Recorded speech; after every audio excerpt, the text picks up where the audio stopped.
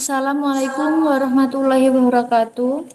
Alhamdulillahirabbil alamin. Wassalatu wassalamu ala asrofil anbiya'i wal mursalin wa ala alihi wa ashabihi ajmain amma ba'du.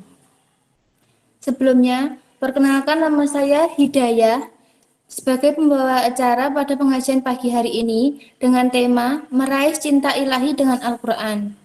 Terima kasih atas kehadirannya teman-teman semua yang telah hadir di acara pengajian hari ini. Sebelum acara dimulai, izinkan saya membacakan susunan acara pada hari ini. Yang pertama, pembukaan acara. Yang kedua, pembacaan ayat suci Al-Quran oleh Uti Dinar. Yang ketiga, sambutan Wadir 1 Politeknik Indonesia Surakarta, Bapak Edi Susena, Magister Komputer, bidang akademik. Yang ketiga, sambutan Wadir 3 Politeknik Indonesia Surakarta, Bapak Edi Susanto, Magister Komputer, selaku Wadir 3, bidang kemahasiswaan. Yang keempat, sambutan Ketua Umum LDK IMI Asofat. Yang kelima, sambutan Ketua Pelaksana. Yang keenam, pemaparan kajian oleh Ustadz Muhammad Tafid Asbi. Yang ketujuh, sesi tanya jawab. Yang kedelapan, penutup. Baik, mari kita mulai acara pertama, yaitu pembukaan. Alhamdulillah, puji syukur selalu kita haturkan kehadirat Allah yang telah banyak memberikan karunia nikmatnya kepada kita semua. Sehingga kita bisa mengadakan pengajian ini yang insya Allah dalam keadaan sehat walafiat dan tidak kurang sesuatu apapun. Sholawat seiring salam semoga selalu tercurah limpah kepada Nabi Muhammad yang senantiasa kita ikuti ajaran-ajarannya sampai yaumul akhir. Yang kedua, pembacaan ayat suci Al-Quran oleh Uti Dinar. Saya persilahkan.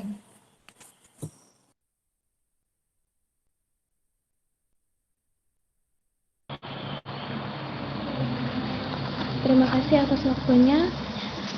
Langsung saja. A'udzu billahi minasyaitonir rajim. Bismillahirrahmanirrahim. Tabarakalladzi biyadihil mulku wa huwa ala kulli syai'in qadir. Alladzi khalaqal mauta wal hayata liyabluwakum ayyukum ahsanu amala wa huwal azizul ghafur. Alladzi khalaqa sab'a samawatin tibaqa ma tara fi khalqir rahmani min tafawut farji'il basara hal tara min futur summa rji'il basara karrataini yanqalib ilaikal basaru khashi'a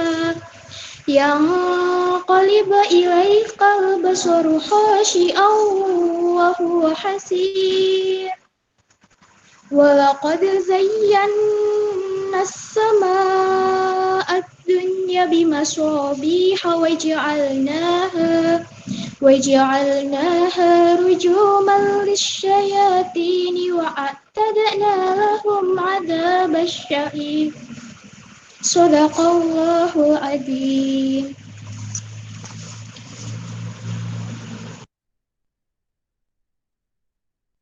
Alhamdulillahirabbil.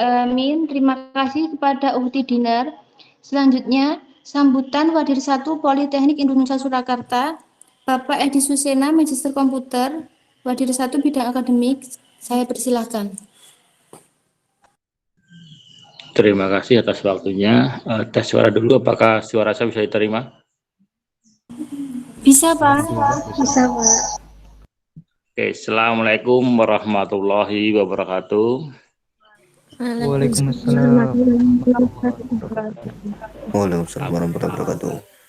Panjatkan puji syukur kepada Tuhan Yang Maha Esa, Allah Subhanahu wa Ta'ala. Pada kesempatan di pagi hari ini, kita masih diberi barokah, hidayah, nikmat oleh Allah Subhanahu wa Ta'ala sehingga kita dapat berkumpul walaupun secara virtual dalam acara pengajian ya, yang diadakan oleh UKM dari mahasiswa Politeknik Indonesia Surakarta. Ya, salam, mari kita panjatkan kepada Nabi kita Muhammad SAW. Semoga dalam ilmu agama nanti kita mendapatkan syafaatnya. Ya, Bapak Ibu yang terhormat yang bergabung di acara pagi hari ini, Bapak Ustadz yang insya Allah sudah hadir, dan mahasiswa semuanya, mari kita senantiasa selalu memanjatkan puji syukur kepada Tuhan Yang Maha Esa ya. Di bulan Ramadan ini, bulan yang penuh berkah, bulan yang penuh maghfirah, maka mari kita bersama-sama untuk selalu mentaati perintahnya dan selalu menjauhi larangannya. Semoga di bulan Ramadan ini kita semua atau puasa semua dapat diterima oleh Allah SWT dan kita diberi maghfirah dan sebagainya. Bapak Ibu yang saya hormati, pada kesempatan di pagi hari ini saya selaku Wakil Direktur 1 Bidang Akademik ya, mengucapkan dan memberikan apresiasi yang setinggi-tingginya kepada panitia yang telah melaksanakan kegiatan pengajian ini ya. Semoga letih, kemudian tenaga dan sebagainya yang dicurahkan untuk kegiatan ini mendapatkan pahala dari Allah Subhanahu wa taala. Ya. Semoga acara pada pagi hari ini, acara pengajian pada pagi hari ini dapat berjalan lancar, tidak ada halangan suatu apapun. Apa yang disampaikan oleh Pak Ustadz nanti dapat bermanfaat untuk kita semuanya untuk meningkatkan iman dan takwa kita. Ya. Mungkin itu yang bisa saya sampaikan. Terima kasih atas perhatiannya. Kata Assalamualaikum warahmatullahi wabarakatuh. Waalaikumsalam warahmatullahi wabarakatuh. Terima kasih kepada Pak Edi. Selanjutnya, sambutan dari Ketua LPKI Asofat, Uci Amartina, saya persilakan. Baik, terima kasih atas waktu yang sudah diberikan. Sebelumnya, Assalamualaikum warahmatullahi wabarakatuh. Waalaikumsalam warahmatullahi wabarakatuh. Alhamdulillahilladzi hadana li hada wa kunna linahtadiya laula an hadana Allah. Laqad ja'at rusulu rabbina bil haqq wa nudu an takunu jannatu uristum bima kuntum. Asyhadu an la ilaha illallah wa asyhadu anna Muhammadar Rasulullah sallallahu alaihi wasallam. Alhamdulillah, puji syukur selalu kita panjatkan kepada Allah Subhanahu wa taala karena telah banyak memberikan rahmat, hidayah dan nikmatnya kepada kita sehingga kita bisa melaksanakan kegiatan pengajian Ramadan ini dengan judul atau tema meraih cinta ilahi dengan Al-Quran. Yang pertama saya hormati Bapak Edi Susena Majelis Komputer selaku Majelis 1 Bidang Akademik. Yang kedua saya hormati Bapak Edi Susanto Majelis Komputer selaku Bidang 3 Kemahasiswaan. Dan yang saya hormati pula Ustadz Muhammad Taufik Asfi selaku pengisi acara pada hari ini. Dan tak lupa juga saya mengucapkan terima kasih kepada para peserta dalam kajian Ramadan ini. Terima kasih sudah meluangkan waktunya untuk bisa menghadiri kajian ini. Semoga ilmu yang disampaikan oleh Ustadz ini nanti bisa bermanfaat untuk kita dan semoga kegiatan kajian Ramadan ini bisa berlangsung tanpa ada kendala suatu apapun. Sekian sambutan yang dapat saya sampaikan. Wassalamualaikum warahmatullahi wabarakatuh. Alhamdulillah, terima kasih kepada Ketua Umum LDKI Asofat. Selanjutnya, sambutan dari Ketua Pelaksana atas nama Arif Eki.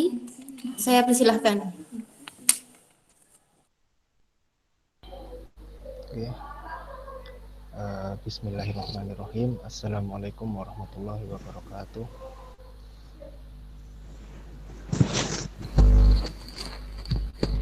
Halo, terdengar tidak? Tes. Kamera. Oke.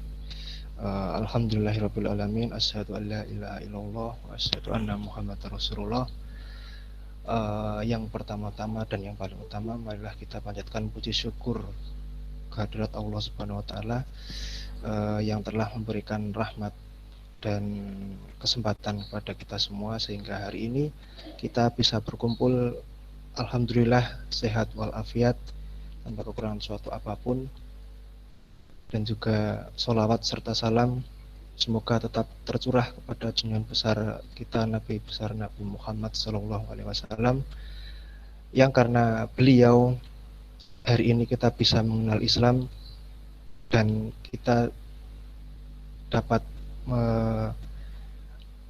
meraih surganya di akhirat nanti. Itu semua karena beliau. Alhamdulillahirabbil alamin. Yang terhormat kepada Bapak Edi Susena selaku Wadir 1 Politeknik Indonesia Surakarta, terima kasih sudah berkenan hadir. Kemudian yang terhormat pula kepada Bapak Edi Susanto selaku Wadir 3 Kemahasiswaan Politeknik Indonesia Surakarta, terima kasih yang telah meluangkan waktunya yang untuk mengikuti kegiatan dari LDK IMI As-Sofat pada hari ini. Kemudian tak lupa pula yang saya hormati pula kepada Ustadz Muhammad Tafib Asbi selaku pengisi acara pada hari ini. Terima kasih sudah mau meluangkan waktu dan tenaganya untuk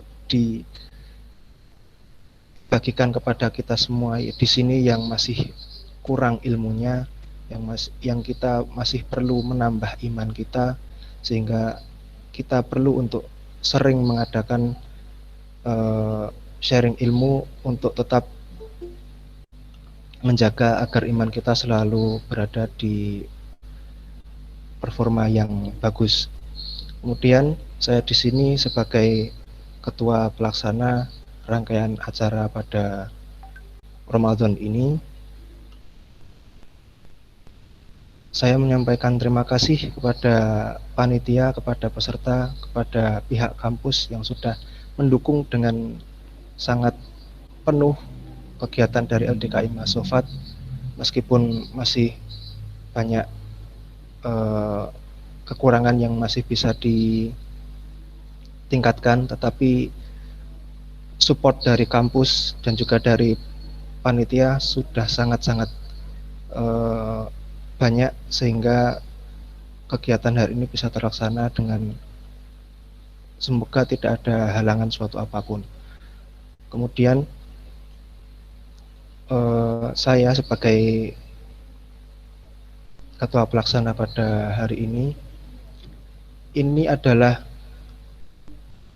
semacam grand opening untuk kegiatan dari LDK IMI As-Sofat ke depan selama satu bulan di bulan Ramadan, yang mencakup ada 3 kali kajian, kemudian akan ada juga LDK berbagi, kemudian nanti ada tahsin dan juga khataman Al-Quran melalui online. Kemudian yang ada juga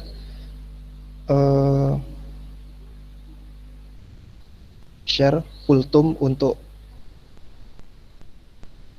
para mahasiswa, sehingga setiap harinya ada ilmu yang masuk dan kita bisa tetap mendapatkan ilmu yang bermanfaat. Kemudian untuk rangkaian acara pada bulan Ramadan ini insya Allah akan kita tutup dengan kegiatan halal bihalal yang semoga nanti tidak ada halangan suatu apapun.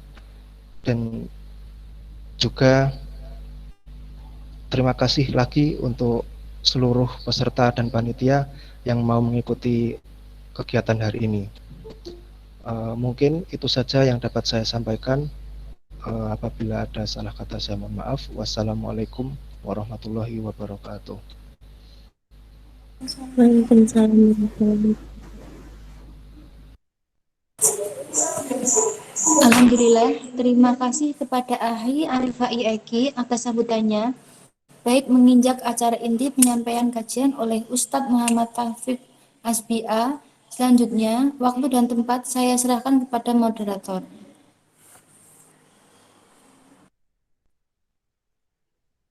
Baik, Assalamualaikum warahmatullahi wabarakatuh. Waalaikumsalam. Waalaikumsalam warahmatullahi wabarakatuh. Waalaikumsalam warahmatullahi wabarakatuh. Alhamdulillahirabbil alamin wassalatu wassalam asrofil anbiya'i wal mursalin sayyidina Muhammadin wa ala alihi wa sahbihi ajmain. Rabbi sholli sadri wa yassirli amri wahlul uqdatam min lisani yafqahu qawli. Amma ba'du. Sebelumnya perkenalkan, nama saya Anggita Rahmawati selaku moderator pagi hari ini. Langsung saja untuk membuka kajian pagi hari ini, sebelumnya saya akan membacakan kurikulum vitae beliau supaya kita lebih mengenal siapa yang memberikan materi hari ini dan bermanfaat bagi kita di yaumul akhir. Beliau Ustadz Muhammad Taufik Asbi, tempat tanggal lahir Karanganyar 10 Februari 1991, statusnya menikah. Riwayat organisasi, beliau Ketua Remaja Masjid tahun 2008 sampai 2012. Beliau juga di bidang dakwah sebagai Remaja Masjid tingkat Kabupaten 2009 sampai 2012. Beliau juga Ketua Remaja Antar Masjid tingkat Desa 2011 sampai 2014. Beliau juga Ketua Remaja Antar Masjid tingkat Kecamatan 2014 sampai 2017. Beliau juga Pembina Indonesia Tanpa Pacaran Kabupaten Karanganyar 2017 sampai 2020. Beliau juga anggota IKADI Kabupaten Karanganyar 2017 sampai 2020. Aktivitas beliau sekarang yaitu guru BK SMP dan Muslim Trainer. Moto beliau yaitu aku tidak ingin sukses, tapi aku ingin berpikir bagaimana caranya agar aku bisa sukses dunia maupun akhirat. Masya Allah. Itu yang bisa saya sampaikan tentang beliau. Dan juga awal dari perkenalan kita, dan selanjutnya saya persilakan kepada Ustadz Muhammad Taufik Asbi.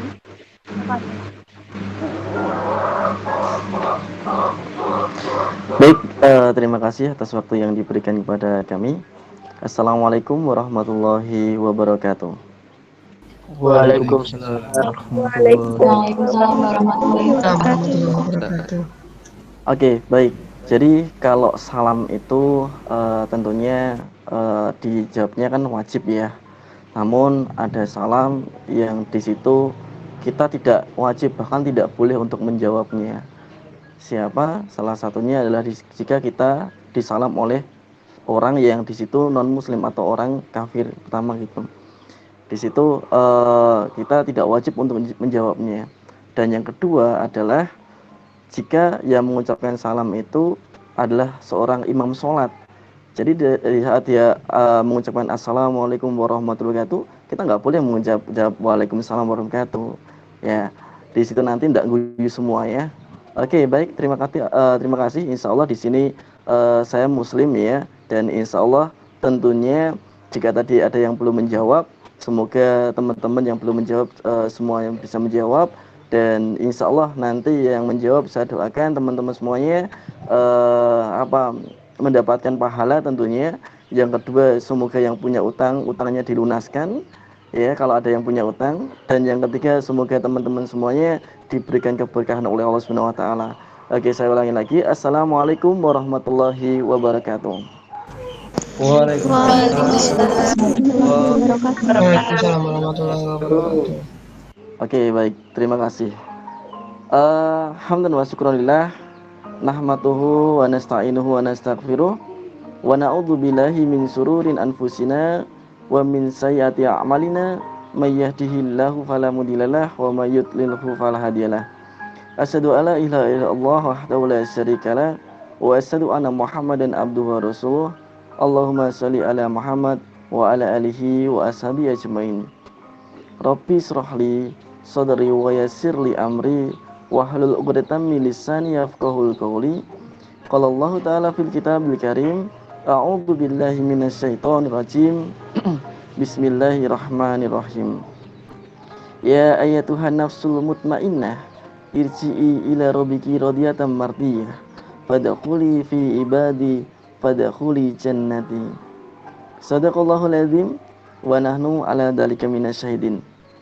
Teman-teman semuanya yang insyaallah dirahmati Allah, pertama-tama dan yang paling utama dan yang harus kita utamakan, marilah kita panjatkan puja dan puji syukur kita kehadirat Allah Subhanahu wa taala yang telah memberikan kepada kita nikmat-nikmat yang tentunya nikmat-nikmat banyak sekali, itu kita tidak bisa menghitungnya.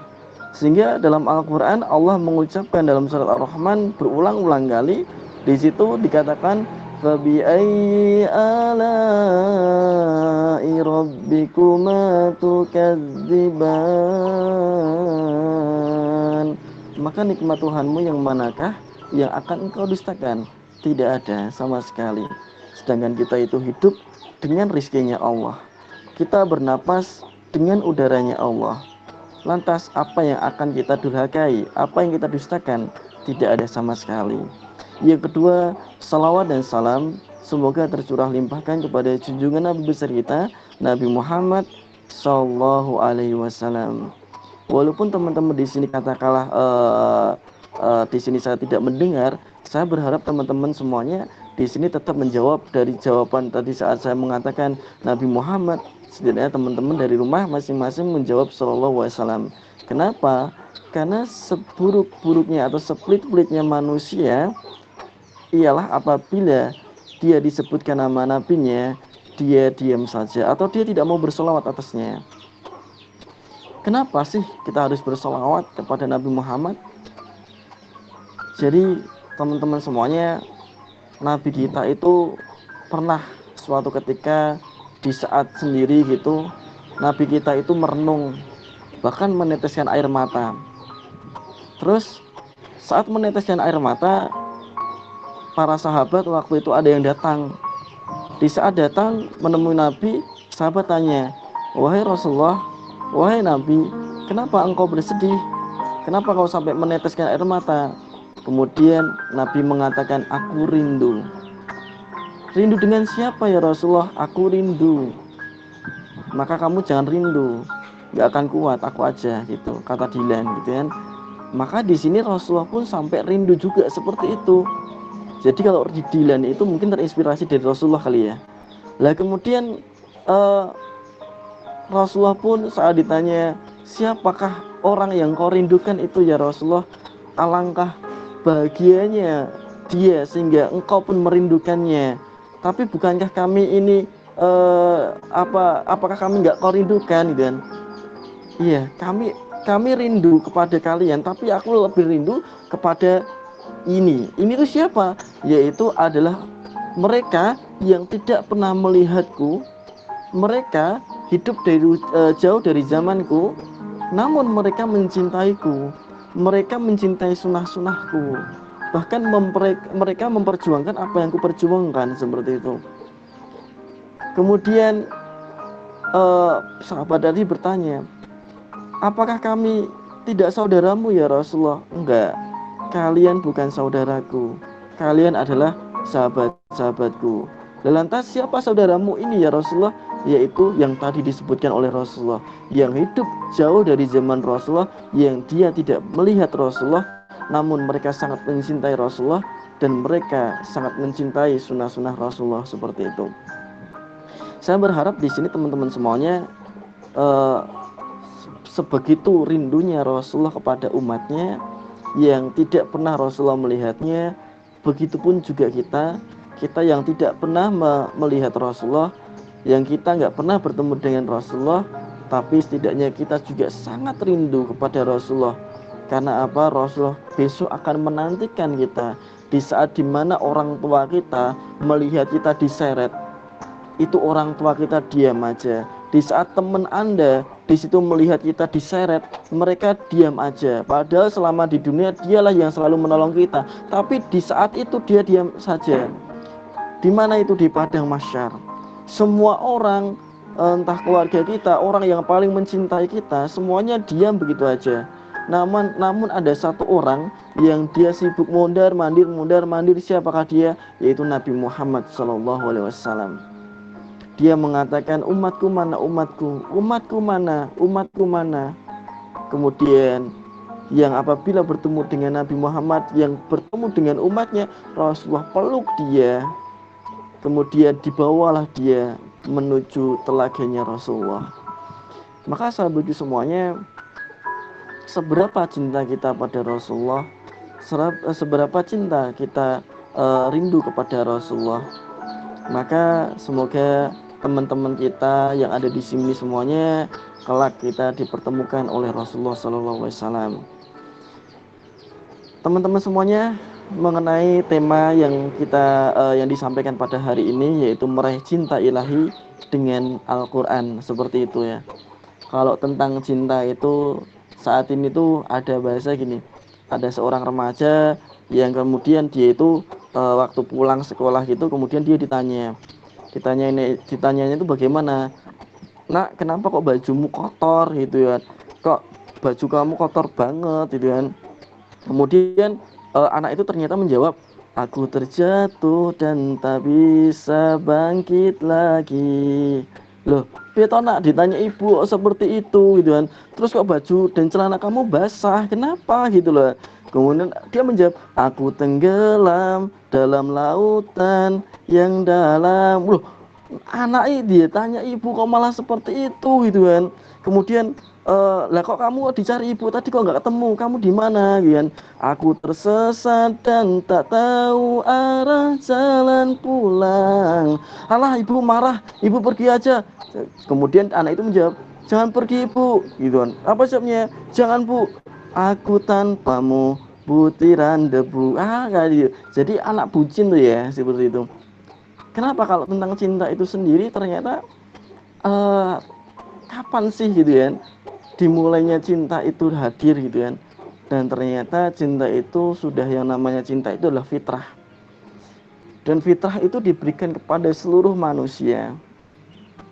Maka seorang bayi pun juga dia akan merasakan kenyamanan, yang namanya cinta itu akan mendapatkan menginginkan kenyamanan, sehingga di saat ibunya pergi ya, dia kadang memanggil dengan menangis seperti itu. Kemudian di saat mulai balita, di saat dia jatuh, dia pengen diperhatikan, digendong sama ibunya. Kemudian dia disakiti, dia pengen diperhatikan juga sama ibunya, seperti itu. Kenapa? Dia merasakan rasa yang namanya cinta, seperti itu, rasa kenyamanan. Namun ternyata cinta itu berlarut-larut sampai dewasa, sehingga banyak yang tidak bisa memahami atau banyak yang mensalah artikan apa itu cinta, sehingga banyak orang yang akhirnya mengungkapkan kepada temannya, kepada yang lain jenis, yaitu tentang aku cinta kamu, seperti itu. Sehingga ada tempat saya itu ya, yang dia itu anak TPA ya, karena Ramadan gitu kan. Kemudian di saat Ramadan itu kemudian ada laki-laki berkelahi gitu kan, anak-anak TK itu. Loh, kemudian ditanya sama ustadznya, loh kenapa kok berkelahi gitu kan. Kalau dia ustadz, loh kenapa dia ustadz, lah kenapa dia ustadz, loh kenapa dia nakal, lah kenapa nakalnya, dia ngerebut pacar aku gitu kan. Loh kok pacaran kan itu, ya aku suka sama dia, itu gara-gara dia suka sama pacarku aku marah gitu kan. Nah itu ternyata dari kecil aja sudah kayak gitu, seperti dalam artian walaupun mungkin mereka belum paham betul apa arti yang namanya cinta dengan pacaran, itu mungkin belum paham banget, tapi ternyata lambat laun ternyata di tingkat SD kemudian SMP yang kemudian kita survei kemarin, hampir 90%-an remaja gitu kan, mereka itu sudah merasakan atau memiliki yang namanya ketertarikan dengan lain jenis, seperti itu. Bahkan tidak jarang dari mereka yang sudah mengungkapkan perasaannya kepada lawan jenisnya. Begitu juga mungkin ada yang di sini juga seperti itu. Maka teman-teman semuanya, hari ini tentang cinta itu saya akan mencoba memberikan atau menyampaikan lebih lanjutnya nanti seperti itu ya. Oke teman-teman semuanya, sebelumnya bentar ya. Jadi tentang apa tadi, kalau kita bermuhasabah sedikit seperti itu ya. Kalau kita bermuhasabah sedikit itu kira-kira kenapa sih gitu kan hari ini kita masih diizinkan oleh Allah untuk bisa hidup gitu. Kira-kira ada yang bisa jawab nggak? Kenapa sih Allah masih bisa memberikan kita hidup itu? Kenapa sih kita masih hidup gitu? Ada yang mau bisa menjawab kira-kira? Kenapa sih hari ini kita masih hidup gitu? Oke, ada yang bisa jawab? Bebas. Izin menjawab. Kenapa kita masih hidup? Kenapa kita nggak dimatikan aja sama Allah? Karena agar kita memperbanyak ilmu agama dan memperbanyak kebaikan untuk mencapai surganya Allah. Oke, baik. Satu lagi mungkin. Saya Ya, silakan. karena kita diberi waktu untuk memperbaiki diri agar bisa menjadi lebih baik dan mencapai ridhonya Allah. Oke, baik. Terima kasih atas jawabannya. Jadi teman-teman semuanya, hari ini kita masih diberikan izin oleh Allah untuk hidup.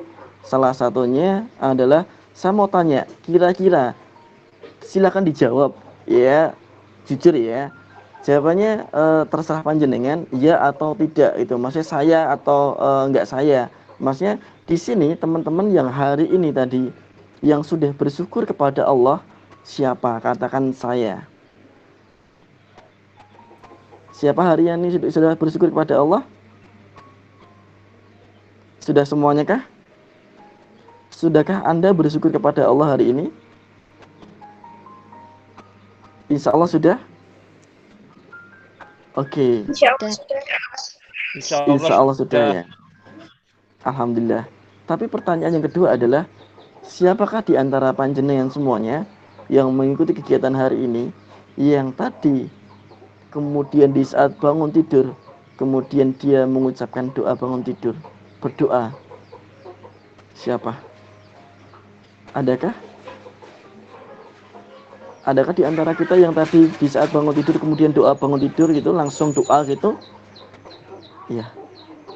Ternyata adakah? Banyak yang hanya belum mengucap yakin. alhamdulillah. Ya, alhamdulillah setidaknya ya, minimal ya. Tapi yang lain adakah ada yang sampai doanya sampai lengkap itu? Belum ada? Belum. Banyak yang belum ya? Yang terkadang. Ya, kalau kadang ya. Tapi yang saya tanyakan adalah hari ini seperti itu. Pertanyaannya hari ini tadi yang saat bangun tidur kemudian berdoa, adakah seperti itu? Dan ternyata banyak di antara kita yang masih belum seperti itu. Dan kita masih terkadang gitu ya. Maka ternyata kalau kita cek dulu ya, kira-kira di antara kita masih hafal nggak sih gitu ya doa bangun tidur? Masih hafal ya teman-teman ya, insya Allah ya. Oke, kita coba ya, insya Allah kita doa bangun tidur. Alhamdulillahilladzi ahyana ba'dama amatana wa ilaihi nusur. Artinya adalah segala puji bagi Allah yang telah menghidupkan kita setelah kematian kita. Pertanyaannya, yang menghidupkan kita siapa? Allah kan? Yang mematikan kita siapa? Allah. Namun ternyata di situ tadi di saat kita tadi dibangunkan oleh Allah, ya Rasulullah sudah mengasih contoh dengan doanya, yaitu di mana di saat kita bangun kita disuruh doa mengucapkan alhamdulillahilladzi ahyana ba'dama amatana wa ilaihi nusur. Kita bersyukur, ya Allah, aku terima kasih ya Allah, alhamdulillah ya Allah, puji syukur atas Engkau ya Allah yang telah menghidupkan setelah kematian gitu. Tapi lucunya adalah di saat kita hari ini masih banyak yang melupakan Allah seperti itu. Masih banyak yang lalai dengan di situ hanya untuk mengucapkan alhamdulillahilladzi ahyana ba'dama amatana wa ilaihi nusur aja kita masih belum, bahkan lupa seperti itu. Ibaratnya tuh gini, Kita itu udah dikasihkan sesuatu yang spesial banget, namun kita mengucapkan terima kasih aja enggak gitu kan. Bayangkan jika Anda memberikan sesuatu yang spesial kepada teman Anda, yang spesial itu mungkin juga luar biasa banget gitu kan, tapi teman Anda langsung pergi maplecat gitu ya. Kira-kira apa yang Anda lakukan kepada teman Anda? Bisa jadi Anda akan melakukan ghibah akbar gitu ya. Wah kayak piye to bar juga ini langsung mangleh kan itu. Kita mungkin nggak suka tuh, tapi karena Rahman dan Rahimnya Allah itu pengen nggak harus kita berdoa gitu kan, tapi kita itu harus ngerti gitu kan. Ya kalau kita gitu dikasih kenikmatan itu ya kita bersyukur itu kan nggak mungkin kan. Contoh umpamanya di situ kita katakanlah waktu berjalan gitu kan, di saat berjalan kemudian kita langsung jatuh, kemudian langsung aduh alhamdulillah, kan enggak juga kan. Atau mungkin gini, di saat kita mau membangunnya teman kita, bro tangi bro, bangun seperti itu. Di saat kita mau membangunkan teman kita, ternyata kita cek napasnya nggak ada, apakah kita mengucapkan alhamdulillah gitu? Enggak juga ya. Makanya kita itu bisa bangun dengan sendirinya, nggak harus dibangunin gitu kan. Kadang ya, walaupun kadang kita juga harus masih dibangunin, itu kita harus bisa mengucapkan alhamdulillahilladzi, kita berdoa bersyukur pada Allah. Kita bersyukur kenapa? Karena kita masih diberikan kehidupan sama Allah. Maka kita bersyukur sekali kepada Allah karena Allah masih memberikan kepada kita nikmat yang luar biasa. Maka teman-teman semuanya, pertanyaannya, setiap hari kita itu manusia itu setiap hari itu ada yang diambil oleh Allah. Bahkan nggak nyampe 1 jam itu di dunia ini ada yang diambil oleh Allah. Bahwa kuncinya adalah kita akan menunggu sholat atau disolatkan, seperti itu. Dua hal itu, di mana kita adalah menunggu sholat atau disolatkan. Pertanyaannya, kenapa hari ini tadi kita masih dihidupkan oleh Allah? Kenapa kita nggak mati aja gitu kan? Nggak dimatikan oleh Allah? Karena bisa jadi kita masih banyak dosa teman-teman semuanya. Karena bisa jadi dosa kita terlampau banyak. Sehingga di saat dosa kita terlampau banyak, sehingga Allah itu masih memberikan kesempatan. Loh kok masih memberikan kesempatan? Lah kok bisa? Lah karena kita pernah minta pada Allah. Kita minta pada Allah, kita berdoa kepada Allah, Rabbana atina fid dunya hasanah wa fil akhirati hasanah wa qina adzabannar. Ya Allah, gitu kan. Aku minta kepadamu ya Allah, Rabbana ya Allah, gitu kan. Atina fid dunya hasanah, aku berilah aku ya Allah kebaikan di dunia dan kebaikan di akhirat, seperti itu. Kurang lebih seperti itu ya. Maka di saat kita minta seperti itu kepada Allah, ternyata Allah mengabulkan gitu loh. Dengan apa? Dengan kita itu diberikan kenikmatan oleh Allah, yang nikmat itu nggak bisa menghitungnya. Yang hari ini kita bisa bertemu di sini adalah suatu kenikmatan yang luar biasa, seperti itu. Kita akhirnya bisa bertemu dengan keluarga kita bertemu dengan kakak adik kita, bertemu dengan orang tua kita, itu adalah luar biasa. Kenapa? Karena sehakikatnya setiap malam itu hakikatnya malaikat itu akan mencoba mencabut nyawa manusia. Ya, kenapa kok seperti itu? Karena malaikat tahu betul, tahu banget manusia itu udah diberikan kenikmatan, tapi dia selalu lupa dengan Tuhannya. Bahkan dia meninggalkan Tuhannya. Bayangkan tadi, Allah selalu memberikan nikmat, selalu memberikan nikmat lewat malaikat. Malaikat tahu betul, tapi ternyata malaikat itu tadi setiap malam dia berdoa pada Allah, ya Allah izinkan saya mencabut nyawanya. Karena setiap hari dia selalu kufur kepada Engkau ya Allah, dia meninggalkan Engkau ya Allah, dia jarang ibadah ya Allah, bahkan dia bermaksiat ya Allah, dia jauh dari Engkau ya Allah, maka izinkan aku mencabutnya ya Allah. Tapi kata Allah apa? Jangan. Bisa jadi dia besok lebih baik. Oh ya Allah, ya gitu kan. Kemudian malaikat besoknya apakah meninggalkan? Enggak, malaikatnya besok langsung menunggu lagi gitu kan. Kemudian menunggu apakah dia jadi baik. Kemudian ternyata yang terjadi adalah manusia itu ternyata masih buruk. Kemudian malaikat akan bertanya lagi, ya Allah izinkan ya Allah gitu kan, saya mencabut nyawa orang ini ya Allah, karena ternyata orang ini masih belum bersyukur kepadamu ya Allah, dia masih jauh darimu ya Allah, dia masih kufur kepadamu ya Allah, maka izinkan aku untuk mencabut nyawanya. Kemudian kata Allah apa? Jangan, bisa jadi besok dia lebih baik. Kenapa kok malaikat seperti itu? Karena malaikat tahu betul bahwa manusia itu selalu diberikan kenikmatan rezeki yang tidak bisa dihitung, tapi ternyata manusia itu selalu kufur kepada Allah. Maka setiap malam itu malaikat itu selalu mencoba untuk mencabut nyawa manusia. Tapi semoga saja ya suatu saat kemudian malaikat ya, karena saking jengkelnya kepada manusia itu, kemudian akhirnya malaikat itu delik-delik itu kan, kemudian ya Allah maaf ya, kenapa itu kan, saya khilaf kecabut gitu kan, jangan sampai kan itu kan gitu. Maka teman-teman semuanya, di sini kita katakanlah kita selalu memberikan yang terbaik, selalu memberikan yang terbaik untuk teman-teman kita atau saudara-saudara kita. Namun mereka katakanlah selalu memberikan yang terburuk, bahkan menjauhi kita selalu seperti itu. Bisa jadi kita nggak nyaman, kita nggak suka seperti itu. Maka teman-teman semuanya jangan lupa untuk terus bersyukur kepada Allah, bahwa tanda kita itu kalau katanya cinta, maka kita suka menyebut namanya. Kalau kita itu cinta, kalau kita itu rindu, maka kita senang jika menyebut namanya. Maka teman-teman semuanya, jika kita cinta Allah, ya kita selalu menyebut nama Allah di saat apapun itu. Di saat katakanlah ada sesuatu pada kita, maka yang terakhir kita sebut adalah Allah gitu kan. Jangan kok kugek-kugek kita kalau kesandung gitu kan, waktu kesandung ya, jeduk gitu kan, langsung kata ada yang bilang, wah kurikili gitu kan, atau mungkin pas waktu kita sandung langsung wah wodoi ya. Ada maaf ada yang bilang wah kita kesandung kita merasa sakit, jangan ya gitu, sampai seperti itu. Allah di mana gitu loh, Allah di mana, tapi pas dongnya dia dikasih sakitnya itu sampai sakitnya parah banget gitu kan, sampai dia nggak sembuh, tapi siapa yang dia sebut? Allah, kenapa aku sakit ya Allah, aku yang sembuh ya Allah. Dia selalu mengeluhnya pada Allah seperti itu. Kenapa kok pas waktu-waktu seperti itu baru ingat pada Allah gitu loh? Kenapa? Kemana pas waktu sehat? Kenapa? Di mana selama ini pas waktu sehat? Ya, maka teman-teman semuanya, kalau kita cinta Allah, maka di apapun yang kita lakukan, kita mulai dengan menyebut nama Allah.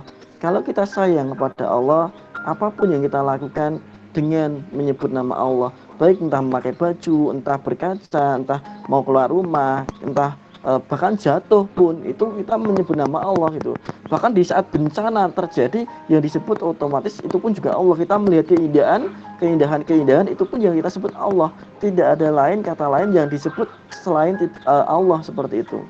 Maka jika kita cinta Allah, ya apapun yang kita sebut yang terucap adalah Allah. Namun jika seseorang itu pas waktu dia jatuh, respeknya langsung dia bilang maaf ya, langsung krikili atau apa bagiannya tadi, ya itu ya dia dalam hati benaknya itu masih belum dekat sama Allah ya. Kenapa? Karena dia responnya itu masih belum responnya Allah seperti itu. Karena hakikatnya adalah di saat itu nanti kita udah terbiasa menyebut nama Allah, kalau kita sudah terbiasa cinta kepada Allah, maka endingnya adalah di saat kita mau diambil oleh malaikat besok di akhir zaman, di akhir hayat kita seperti itu, mau diambil malaikat itu, maka yang terucap waktu kita sakit ya, karena di sakaratul maut kan sakitnya luar biasa, maka kita sudah terbiasa menyebut nama Allah. Maka teman-teman semuanya, dibiasakan kita apapun yang kita lakukan. Kalau kita tuh cinta, ya kita sering menyebut namanya. Kalau kita cinta, kita sering mengingatnya. Jangan sampai kita melupakannya.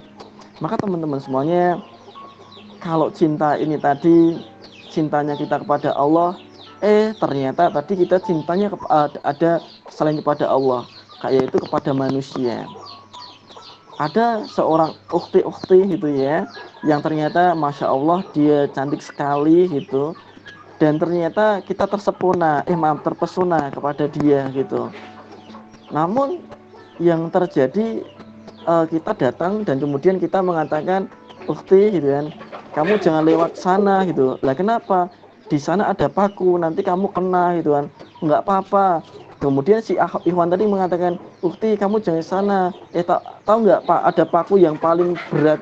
Emang apa paku yang paling berat? Paku cinta padamu gitu kan. Seperti itu. Lah yang terjadi akhirnya kayak baper-baperan gitu ya gitu kan. Lah mengungkapkan cinta itu nggak kayak gitu kan. Kalau kita cinta pada seseorang, cintanya kita karena Allah ya, cintanya kita itu karena Allah gitu kan.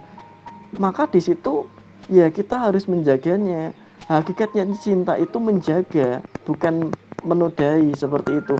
Ibaratnya ya, jika kita cinta pada bunga ini, cinta kepada bunga ini, maka kita rawat, kita sirami, kita lindungi dari hama-hama yang lain. Bukan kalau kita cinta pada bunga ini kemudian kita petik gitu ya, kemudian kita bawa pulang, kemudian kita delekan mati gitu loh. Terkadang kita seperti itu memaknai cinta.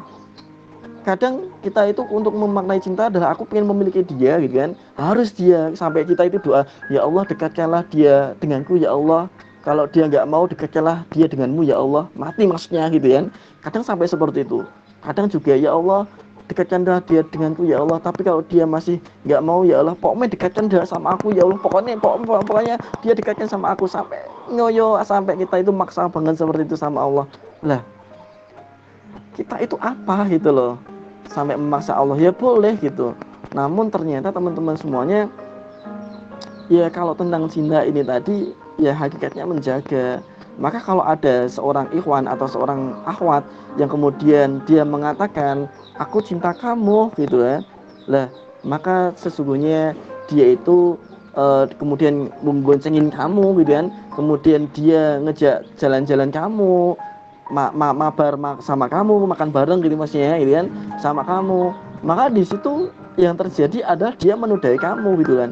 Kenapa? Ibaratnya orang yang beli mangga gitu kan, orang yang beli mangga gitu kan, di situ mas mangganya ini berapa gitu kan, ini 50.000, sekilonya 12.000, 20.000, kok mangga seupel kayak gini mahal banget ya, seupelmu seberapa gitu, coba sama mangganya gitu kan. Kadang orang itu berlebihan kan gitu kan.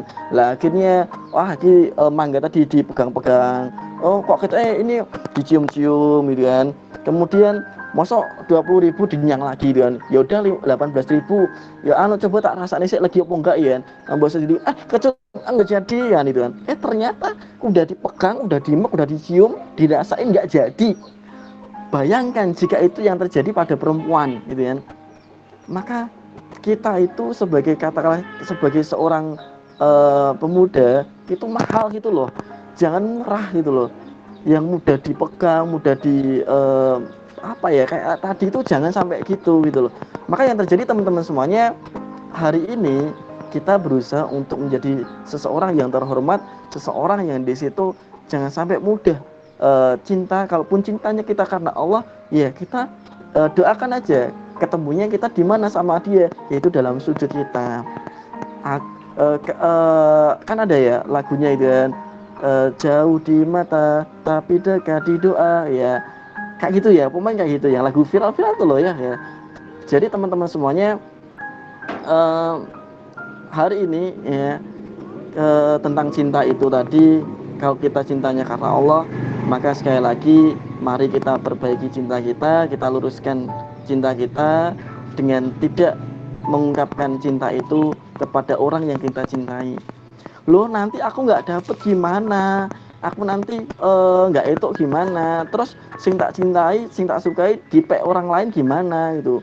Tenang, yang namanya jodoh itu insya Allah kalau udah dipasrahkan sama Allah, kalau Anda yakin kepada Allah, ya selama ini aja nggak minta, Anda nggak minta pada Allah aja, Allah udah ngasih kok nikmat-nikmat yang banyak gitu. Apalagi nikmat yang seperti itu ya, insya Allah kalau itu pun jodoh, itu nanti insya Allah dipertemukan. Lah kalau belum jodoh bagaimana gitu kan, insya Allah Allah akan mengganti yang lebih baik seperti itu. Maka teman-teman semuanya, terus umpamanya gini kan, aku nggak pacaran gitu kan ya, aku cinta sih tapi aku ada kasus dalamnya gini, ada seorang pemuda yang dia itu cinta pada seseorang, dia suka pada seseorang, namun di saat dia suka, dia cinta gitu kan, ternyata suatu ketika dia memang cintanya pada seseorang itu dia menjaga sampai tadi yang saya katakan di awal, tidak ingin menodainya, tidak ingin membuatnya dia berbuat dosa gitu kan. Karena kenapa? Karena Allah sendiri sudah mengatakan wala taqrabuz zina, janganlah kamu mendekati zina. Kalau sampai ada orang cinta kepada Allah, aku cinta kamu karena Allah loh, kalau kemudian dia mengajak pacaran, ngajak jalan bareng, maka dia cintanya dipastikan bukan karena Allah. Kenapa? Karena Allah sendiri mengatakan wala taqrabu zina, jangan kamu mendekati zina. Sehingga kalau ada orang yang berzina mengatasnamakan Allah gitu kan, loh kan aku kan pacarannya syar'i. Lah gimana pacaran syar'i? Aku kan demoknya kan bismillah dulu gitu kan. Aku mau WA-an sama dia bismillah dulu ya. Bukan seperti itu ya. Enggak ada kata-kata seperti itu. Maka teman-teman semuanya, kalau akhirnya dia karena seorang pemuda tadi cintanya dia karena Allah, maka dia menjaga cintanya. Dia selalu mendoakan yang dia cintai tadi. Ya Allah, berikanlah dia seperti ini. Ya Allah, dekatkanlah besok dia menjadi dekat denganku ya Allah, sehingga besok nikah dengan aku ya Allah, kurang lebih seperti itu. Tapi suatu ketika teman-teman semuanya, yang terjadi adalah seorang laki-laki ini ya, dia berusaha untuk menahan hawa nafsunya sampai tidak mengungkapkan cintanya. Namun yang terjadi yaitu di pertengah jalan saat dia mau bekerja, ternyata dia diberikan kecelakaan sama Allah Subhanahu wa taala, yang akhirnya membuat seorang pemuda tadi meninggal dunia. Maka apa yang terjadi kata Allah gitu kan? Ya, di situ apabila ada seorang pemuda yang dia berusaha menahan cintanya, seorang pemuda yang dia berusaha menahan rasa sayangnya pada seseorang, maka di situ di saat dia belum sampai untuk mengungkapkan, belum sampai untuk berzina, dan dia tetap berusaha menjaga karena Allah Subhanahu wa taala, tapi dia sudah meninggal, maka Allah memberikan dia yaitu tempat yang mulia, di mana yaitu di surga yang kedua setelah surga Firdaus, seperti itu.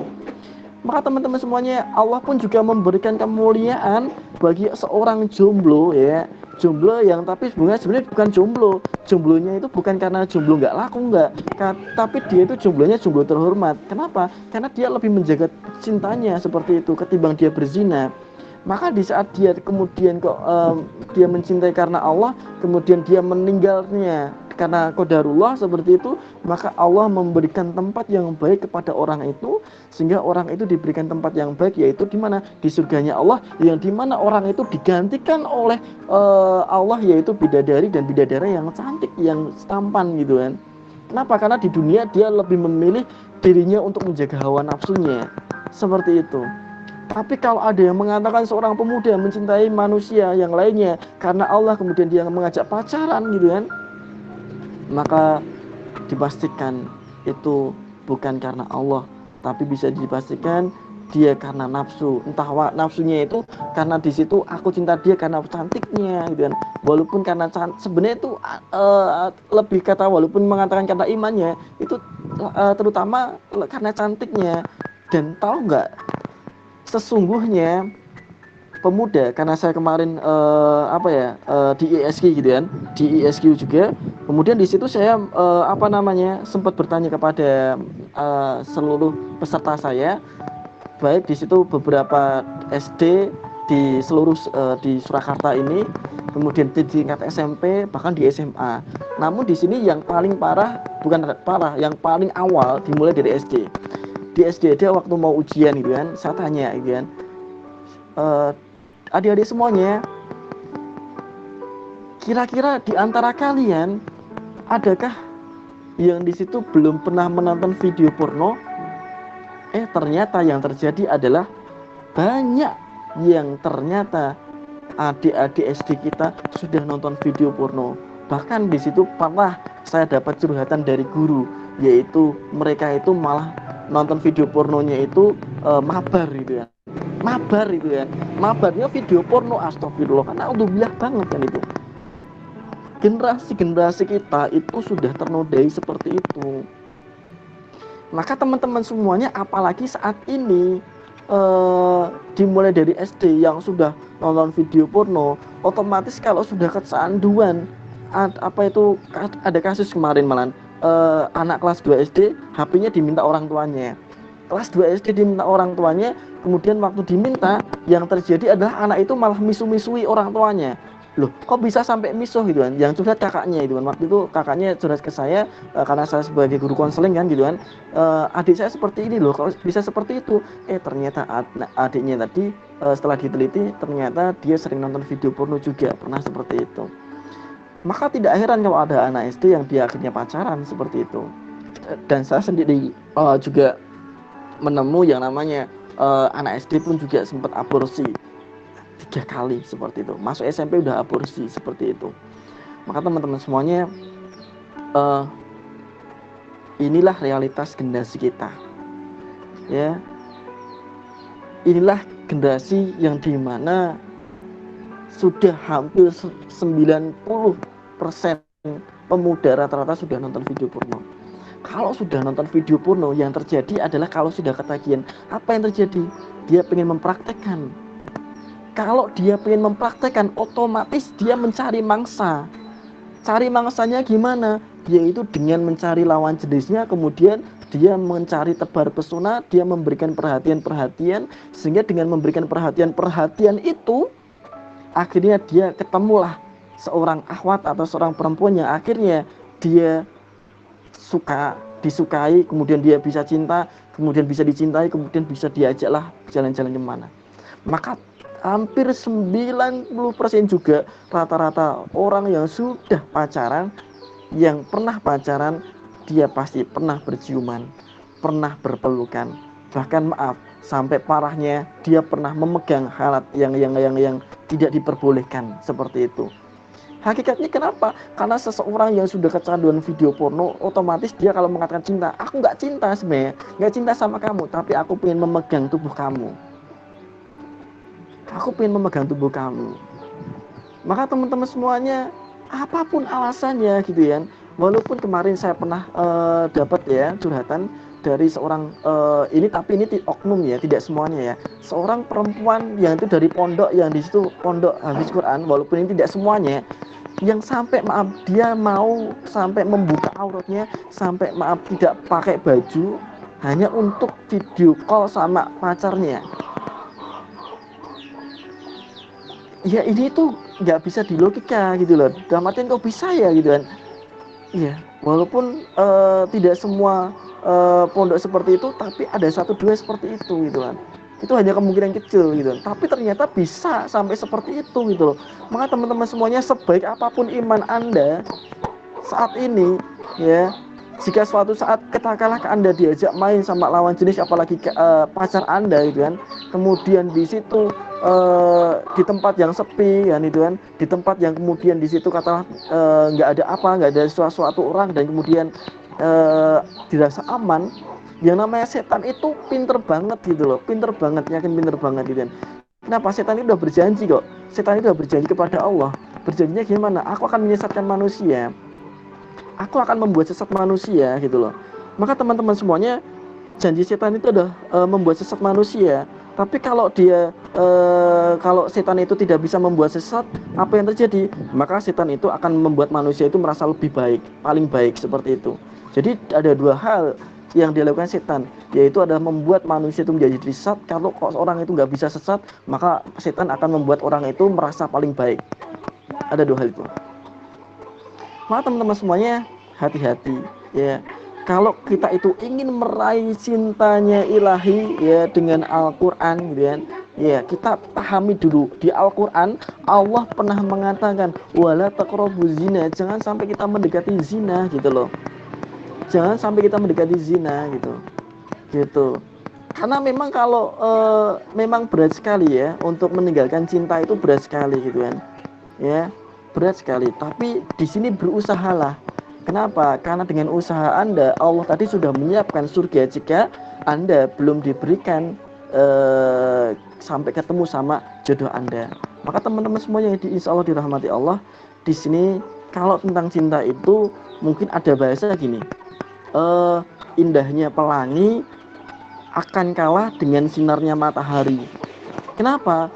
Karena indahnya pelangi itu hanya sesaat, tapi matahari dia selalu mendampingi setiap hari. Kadang ada orang yang dia itu luar biasa gitu kan, dia mempesona, tapi kalah dengan orang yang biasa saja, tapi dia selalu memberikan perhatian setiap hari seperti itu. Teman-teman semuanya, intinya kita jangan baper deh, jangan baperan gitu kan. Perhatian yang diberikan teman kita itu suatu saat bisa disalahgunakan gitu kan. Walaupun berawal dari curhat-curhat aja, biasa-biasa aja. Maka teman-teman semuanya, curhat pun juga hati-hati. Karena dengan curhat itu nanti kemudian kita bisa beranggapan, oh orang ini kok kelihatannya cocok banget ya jadi imamku. Kenapa? Karena dia bisa memberikan solusi buat aku gitu ya. Atau mungkin dia cocok banget ya dia jadi makmumku gitu ya.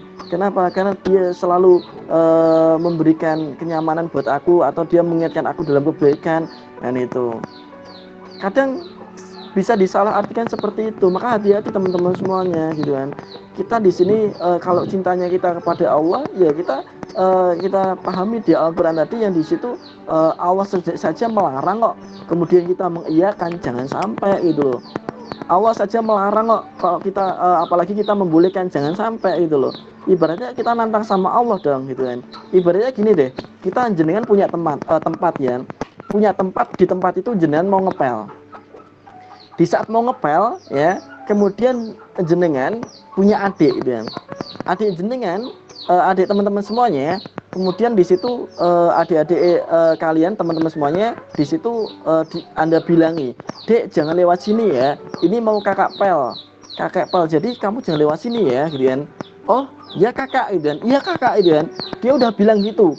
Dia udah paham, dia udah ngerti. "Iya kak, aku nggak lewat," gitu kan. Kemudian ternyata nggak lama kemudian masih basah pel-pelannya, adik kita tadi malah menjangkar, dia masuk di tempat yang kita pel, malah diinjak-injak muter-muter gitu kan. Kita marah nggak? Marah gitu kan. Tapi marahnya beda nggak dengan ini yang kedua? Yang kedua adalah kita ngepel ya, kita ngepel, kemudian adik kita nggak tahu masuk dan dia nginjak-nginjak gitu kan. Sama nginjak-nginjaknya, tapi antara yang pertama tadi kita sudah kasih tahu jangan lewat sini ya, sama kita yang kedua belum dibilangin. Kira-kira kita lebih marah yang mana? Bisa jadi kita lebih marah yang pertama. Kenapa? Karena kita sudah ngasih tahu, kita sudah ngasih rambu-rambu, ojo lewat sih. Lah kok malah lewat gitu. Allah pun sama teman-teman semuanya. Allah pun sama. Allah udah bilang jangan mendekati zina, kok ada yang dia katanya cinta pada Allah, dia pengen masuk surganya Allah, dia pengen jadi lebih baik, kok dia malah berzina. Dia nantang Allah tuh. Apalagi dia hafid Quran, hafal Al-Quran gitu kan. Dia punya bisa ngisi kemana-mana gitu kan. Tapi dia malah pacaran kan itu. Apalagi dia paham banget ayat yang wala taqrabuz zina tadi. Al-Isra ayat 32 ya, 132 kalau nggak salah ya, 32 ya. Nah di situ dia malah hafal banget seperti itu, bisa jadi ayatnya, tapi dia kok malah berzina. Dia kan nantang sama Allah tuh. Nantang Allah, karepmu itu gimana? Aku tuh udah ngasih rambu-rambu kok kamu malah melanggarnya gitu. Padahal nikmat-nikmatku tuh udah tak berikan gitu ya. Tapi kenapa kok malah seperti itu? Maka teman-teman semuanya, akhirnya banyak tempat yang di situ akhirnya Allah berikan azab, Allah berikan musibah, karena tidak jarang umatnya di situ banyak yang berzina. Ingat kemarin di Lombok kan itu, waktu relawan dari tempat kami ya, ternyata ke Lombok. Ternyata di Lombok, waktu di Lombok itu mereka waktu kemarin ada gempa yang luar biasa itu, ternyata mereka itu nangis ya, bersedih kan. Kenapa bersedihnya? Karena ternyata di sana itu ditemukan banyak alat-alat pengaman. Alat-alat pengaman yang berserakan di mana-mana sampai seperti itu. Mereka nangis. Oh, bisa jadi disitulah penyebabnya. Karena di Lombok itu ada yang namanya gunungnya ada Gunung Rinjani, yang dimana tempat itu tempat yang paling banyak untuk bermaksiat. Di sana pantai-pantainya bagus, dan ternyata pantai-pantai itu juga banyak untuk bermaksiat. Akhirnya di situ ya Allah, ternyata inilah salah satunya peringatan yang kau berikan kepada saudara-saudara kami. Salah satunya banyaknya maksiat. Kemudian kemarin kita sempat lihat sendiri, kita pernah mendapatkan infonya sendiri, mungkin apa yang terjadi di daerah Sulawesi, di mana itu di Palu ya, yang dimana tanah sampai bergeser itu, tanah sampai bergeser bahkan tenggelam gitu kan. Setelah diselidiki ternyata di sana tidak jarang apa? Tidak jarang, tidak hanya yang berhubungan laki-laki perempuan, tapi yang terjadi di sana itu lebih dari itu. Oh, lebih dari itu bagaimana? Kalau pamannya berhubungan kan laki-laki perempuan, ya wes, enggak. Di sana laki-laki sama laki-laki, perempuan sampai perempuan. Saking jelek laki-laki sama perempuan seperti itu. Laki-laki sama laki-laki, perempuan sampai perempuan. Homo.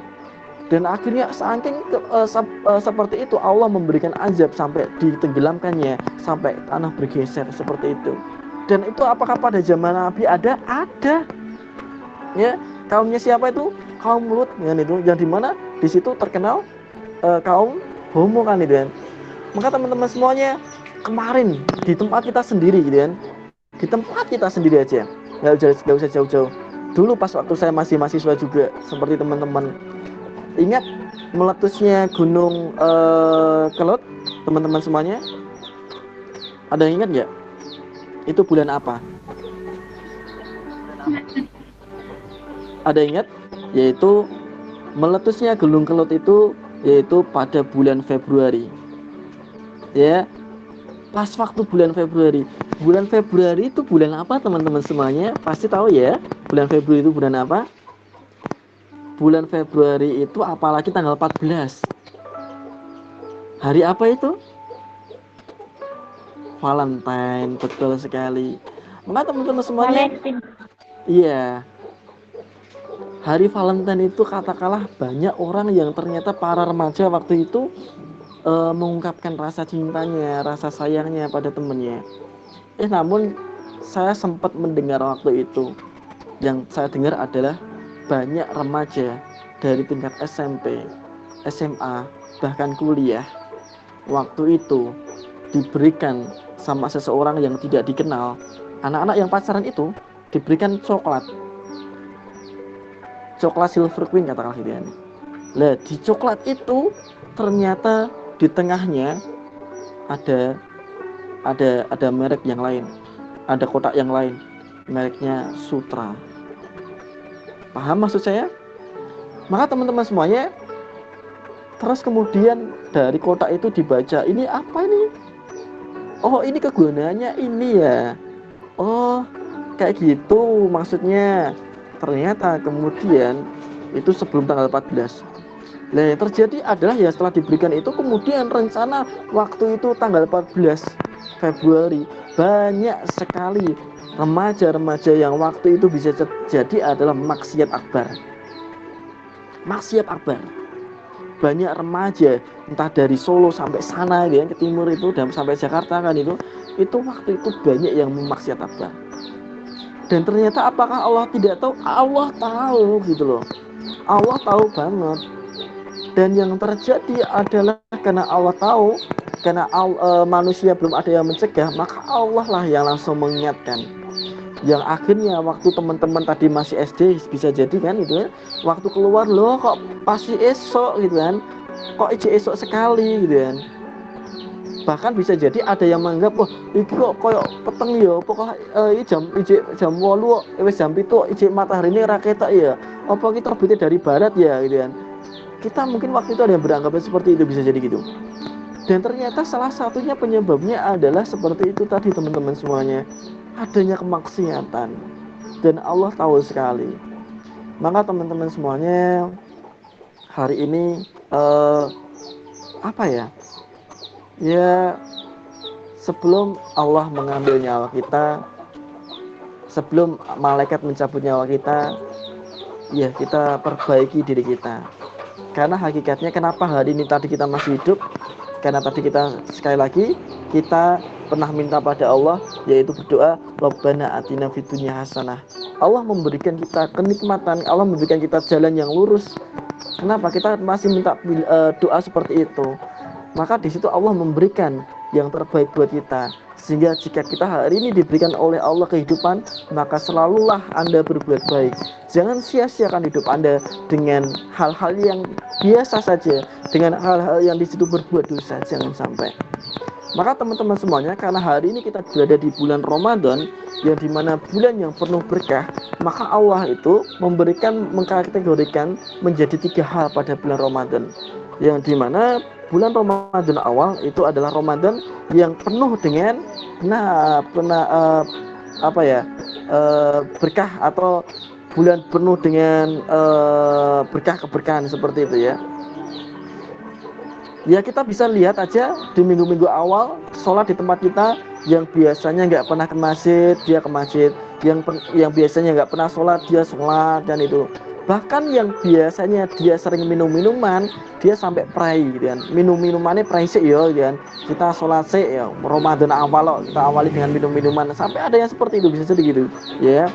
Maka teman-teman semuanya tentang Ramadan yang kedua, akhirnya yaitu bulan penuh dengan ampunan gitu, penuh ampunan seperti itu, maghfirah, yang akhirnya di situ akhirnya mulai udah banyak yang tadinya di masjid udah banyak yang kelong gitu kan ternyata. Nah di bulan Ramadan ini teman-teman semuanya, dalam Al-Quran pun kita dikatakan fastabiqul khairat, yang dimana di misal dalam surat Al-Baqarah ayat yang ke 148, yang dimana di situ fastabiqul khairat, berlomba-lombalah dalam kebaikan, berlomba-lombalah dalam ibadah.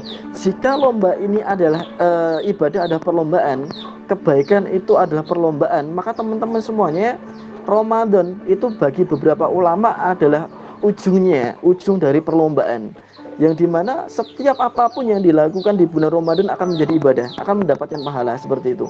Maka mereka akan berbuat sebaik mungkin, semaksimal mungkin untuk mendapatkan pahala sebanyak-banyaknya.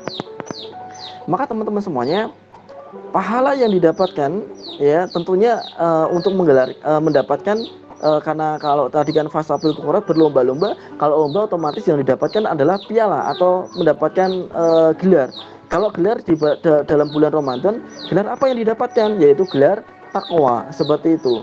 Namun yang terjadi teman-teman semuanya, selama ini ibaratnya kalau ini tadi adalah lomba, ya ibadah itu adalah lomba, berbuat baik adalah lomba, maka ibaratnya gini, ujung-ujungnya adalah apabila ini ada seorang atlet yang dia itu mau lomba atlet tingkat nasional, atletnya atlet renang atau lari, atlet segala apapun atlet lah gitu. Namun yang terjadi adalah dia tidak pernah ada pemanasan, dia tidak pernah ada stretching, dia tidak ada pernah TC, nggak pernah seperti itu, nggak ada sama sekali. Dia setiap hari dari bulan 1, 2, 3, 4, 5, 6, 7, 8, 9, 10, 11 apa ya namanya, 11 bulan dia hanya makan, tidur, main, makan, tidur, main, makan, tidur, main, dan nggak ada pemanasan, nggak ada pergerakan sama sekali seperti itu untuk keikutan sertanya untuk lomba. Yang terjadi di saat hari lombanya, apa yang terjadi? Dia menang atau kalah?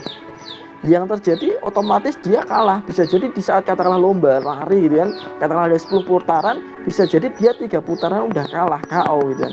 Kenapa? Karena selama ini dia nggak ada pemanasan, dia selama ini nggak ada yang namanya kegiatan-kegiatan gitu lah, sehingga yang terjadi adalah dia kalah.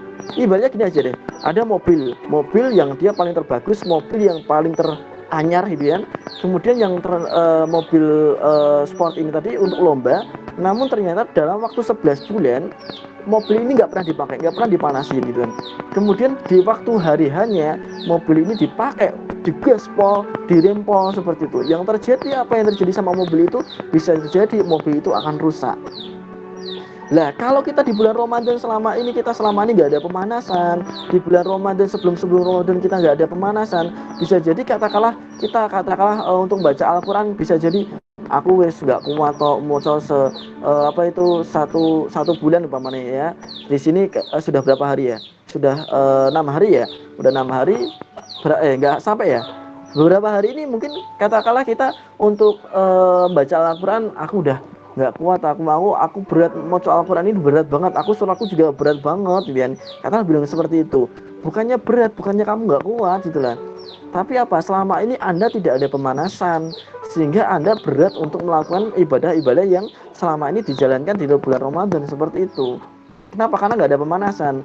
Tahu nggak? Kalau para sahabat karena cintanya kepada Allah, cintanya kepada Al-Quran, maka di bulan Sya'ban, kan kita kan pernah dengan doa dulu ada yang viral ya, sering sekali di-share bersama teman-teman kita ya, ada doanya yang dimana di bulan Sya'ban kita di pertemuan di bulan Ramadan seperti itu, kita banyak yang doa seperti itu. Kalau para ulama dari bulan Sya'ban itu mereka udah banyak baca Al-Quran, udah terbiasa sholat sunnah, sehingga pas waktu Ramadan dia udah terbiasa 3 hari udah khatam 1 kali itu biasa.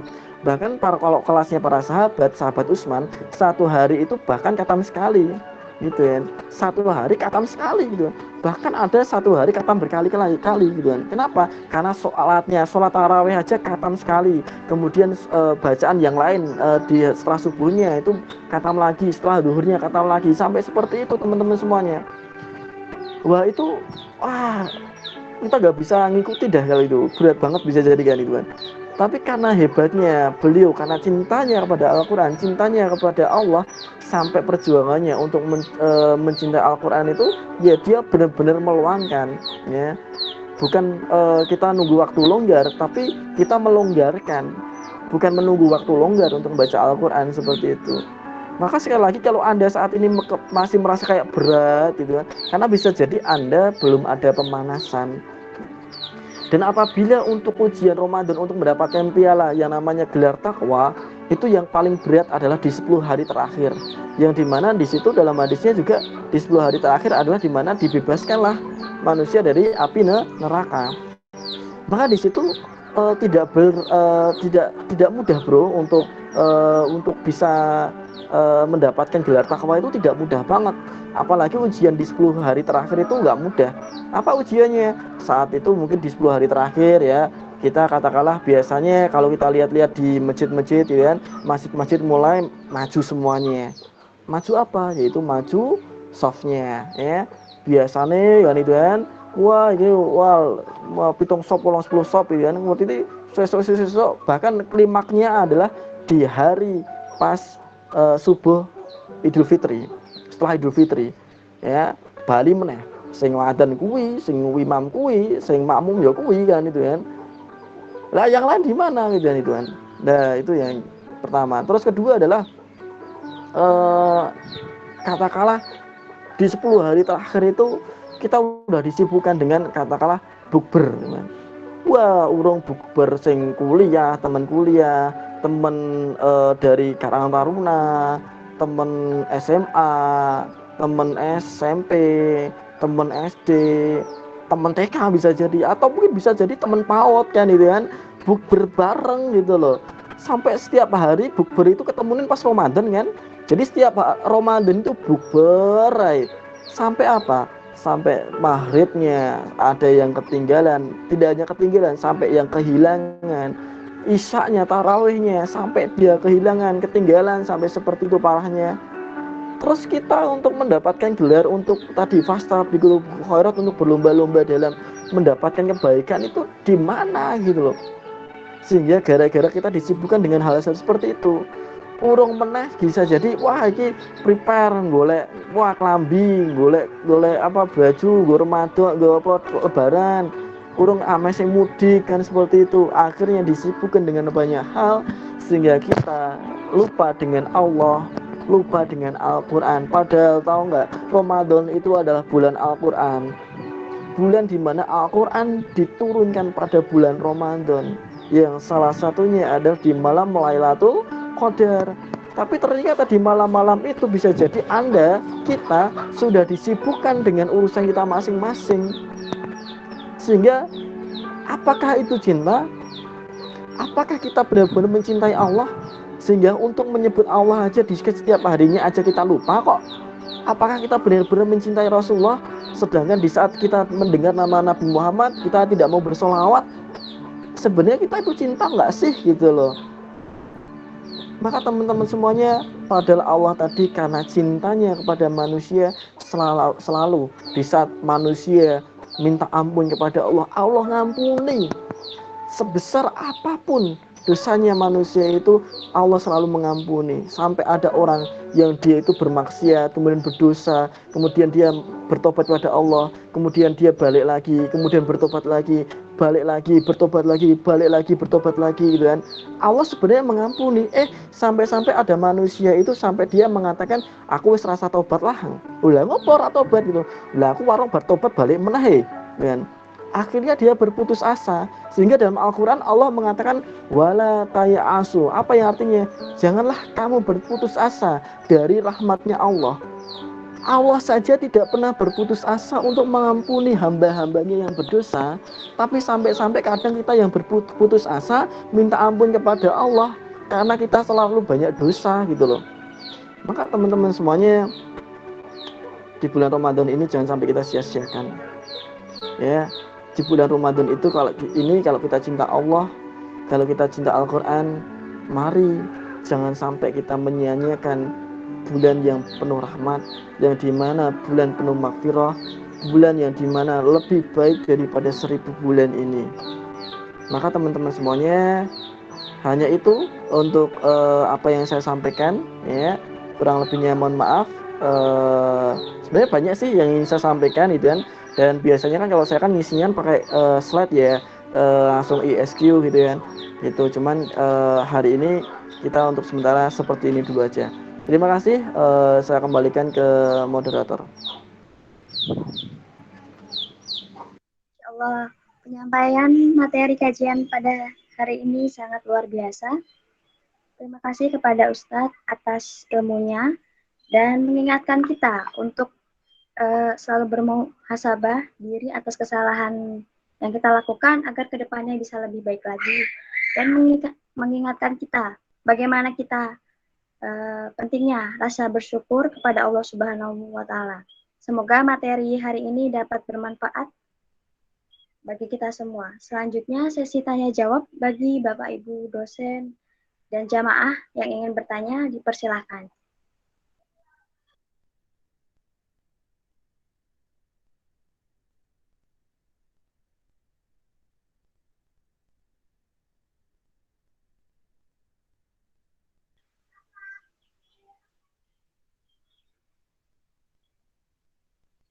Jika ingin bertanya bisa melalui kolom chat atau bisa secara langsung open mic. Seperti itu.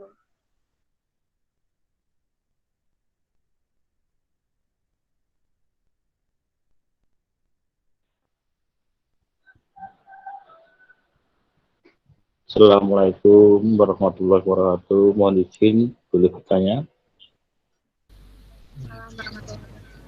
Waalaikumsalam warahmatullahi wabarakatuh. Ya. Oke, Pak Ustadz, ini saya Egi dari Indonesia. Pak Ustadz mau bertanya, di bulan Ramadan yang bulan penuh berkah, barokah, agar kita bisa istiqomah untuk mendapatkan berkahnya dari Allah, itu mungkin ada tips khusus Ustadz, bisa diberi penjelasan. So, Oke, baik. Terima kasih Bapak Edi Susino. Ya. Bagaimana supaya kita istiqomah dalam menjalin Ramadan? Ya, tentunya di sini teman-teman semuanya sekali lagi segala sesuatu yang baik, ya, segala sesuatu yang baik ibadah, ya, kita di sholat aja. Sholat itu setan itu menggoda loh. Contoh sholat itu menggoda manusia itu apa? Di saat kita sholat Allahu Akbar, kemudian imam membaca Alhamdulillahi Rabbil Alamin Ar-Rahmanir Rahim Maliki Yaumiddin, dan seterusnya. Di situ kita waktu sholat gitu kan, entah itu sholat isya atau sholat tarawih gitu kan, yang akhir-akhir ini kita lakukan, bisa jadi pas waktu sholat itu ternyata salah satu setan itu menggoda umatnya atau manusia adalah pertama dia itu merasa gatal-gatal, gitu kan, merasa gatal-gatal. Salah satu sholat kita itu digoda oleh setan adalah di saat kita sholat sendiri kita lupa dengan rakaat kita. Jadi sholat itu rakaat kita itu lupa, wah ini mau udah ketiga atau keempat ya, keempat aja deh gitu kan, atau ketiga aja deh ya, kita tambahin lagi ya, seperti itu. Atau mungkin bisa jadi pas waktu kita sholat ya, kita merasa di situ kayak paling parahnya cara setan untuk menggoda manusia adalah kita pas lagi sholat Allahu Akbar, atau kayak merasa angop gitu kan, kayak langsung kayak berat gitu kan. Ya, itu adalah salah satu cara setan untuk menggoda manusia. Setan menggoda manusia waktu sholat saja setan berani menggoda seperti itu. Bahkan endingnya adalah ciri-ciri yang lain adalah di situ di saat kita sujud atau sholat ya, di beberapa rakaat terakhir kita kayak merasakan kayak mau ngentut. Bahkan hadisnya itu adalah setan itu parahnya itu mengitik-ngitik ya, mengitik-ngitik bahasa Indonesia apa ya, mengitik-ngitik ya seperti itu ya, mengitik-ngitik seperti itu di dubur kita. seakan-akan sehingga kita itu kayak mau merasakan ngentut itu, sehingga maaf ya sampai bahasan ini memang kayak gini ya, memang setan seperti itu, sampai kata-kata kita pernah kayak merasakan peletuk ya itu kan ya, tapi itu bukan ngentut, tapi itu kayak setan itu memang menggoda seakan-akan kita itu kayak ngentut gitu loh, parahnya seperti itu. Lah ini sholat saja gitu setan berani menggoda itu loh, apalagi ibadah-ibadah yang lainnya gitu kan, ibadah-ibadah yang lainnya yang di situ tentunya supaya kita itu istiqomah dalam kebaikan, tentunya entah itu ibadah, entah itu dalam suatu kebaikan, kita jangan sendiri teman-teman semuanya. Kita nggak akan sendiri, nggak bisa sendiri. Kamu nggak akan kuat, kita nggak akan kuat, ya orang lain aja nggak akan kuat seperti itu. Butuh ada yang menyemangati, butuh orang lain, butuh sahabat yang di situ di saat kita nanti saat malas, gitu kan, dia nanti akan geret kita. Di saat kita nanti katakanlah mulai tidak istiqomah, dia nanti akan terus mengingatkan kita. Karena suatu saat teman kita nanti yang tidak istiqomah, di saat kita waktu itu nanti naik, kita pun yang akan mengingatkan dia gitu loh. Maka teman-teman semuanya, pertanyaannya kita lebih banyak mana? Sahabat yang baik, yang mengingatkan dalam kebaikan, atau sahabat yang dia mengingatkan, tidak mengingatkan sebenarnya, tapi biasa-biasa aja. Teman itu ada dua. Di saat kita katakanlah bermaksiat atau kita tidak beribadah atau kita nggak beribadah, dia malah dengan adzan kose ayo mabar bareng yuk, kose ayo di anu sik iki dirampung sik kurang sidik lah ini itu seperti itu. Atau mungkin ada teman yang kita dengar adzan gitu kan, wis adzan nih cah, kowe jemaah ini ayo wis rampung dong, ayo tah salat itu. Teman yang soleh itu bawel, dia akan selalu senantiasa mengingatkan kita. Jadi kalau punya teman yang soleh ya, itu berbanggalah. Kenapa? Karena dia akan selalu mengingatkan kita, akan menegur kita di saat kita kondisi-kondisi yang tidak baik seperti itu. Nah, selama ini kira-kira teman kita lebih banyak yang mana? Itu selain yang lain ya, selain faktor-faktor yang lain, kalau saya merasakan teman yang baik inilah yang perlu kita cari. Ya, teman yang baik inilah, teman yang soleh inilah yang kita cari, yang dimana dialah yang di saat akan menggeret kita, akan mendorong kita untuk supaya kita dekat kepada Allah Subhanahu wa taala. Bukan teman yang di saat katakanlah teman kita katakanlah di saat kita mau mencuri kan, mau mencuri ya, kita menganggapnya itu bukan mencuri, tapi kita mengambil punya teman kita, saudara kita, tetangga kita, karena kita menganggap itu biasa, walaupun itu sebenarnya mencuri, kita mau ngunduh pelam kan, mau ngunduh itu mau metik pelam kan, itu bukan milik kita, tapi teman kita karena baik itu kan, kowe ngopo ayo, aku mau ngunduh pelam, ya wis tak jikone ondo yo. Nah, padahal tadi jikone ondo itu kan membantunya, ya membantu, tapi membantu dalam keburukan gitu kan. Ada teman kayak gini juga, kamu kok kesedih kenapa gitu kan, aku habis diputus gitu kan, ini kasihan banget, ya udah tak golek neneh yo, iki koncoku akeh sing lowong kok ya, no. Ada seperti itu gitu loh. Lah kita teman yang mana? Atau mungkin kita mungkin ada teman yang aku harus diputus dan jangan, ya udah itu alhamdulillah, maka di situ mungkin Allah ingin kamu lebih baik, maka kamu kan disakiti ya di sini bla bla bla, dia akhirnya menasihati seperti itu. Maka teman yang soleh, teman yang baik itu langka banget.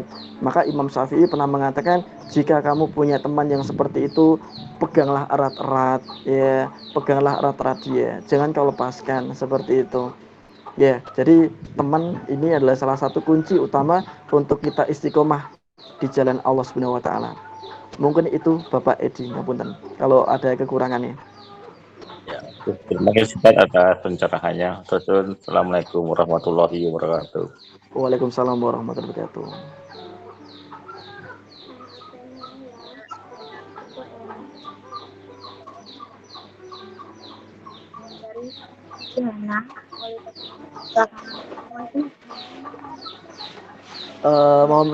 Mohon maaf tadi tidak terdengar suaranya. Bisa diulang. Dari Mbak Cici. Assalamualaikum Ustaz. Ya, waalaikumsalam. Mengenai jannah. Tema dari kajian ini adalah meraih cinta ilahi dengan Al-Quran. Juga bisa menyangkut cinta kepada seseorang karena Allah. Akan tetapi jinah ada banyak dan salah satunya adalah jinah hati.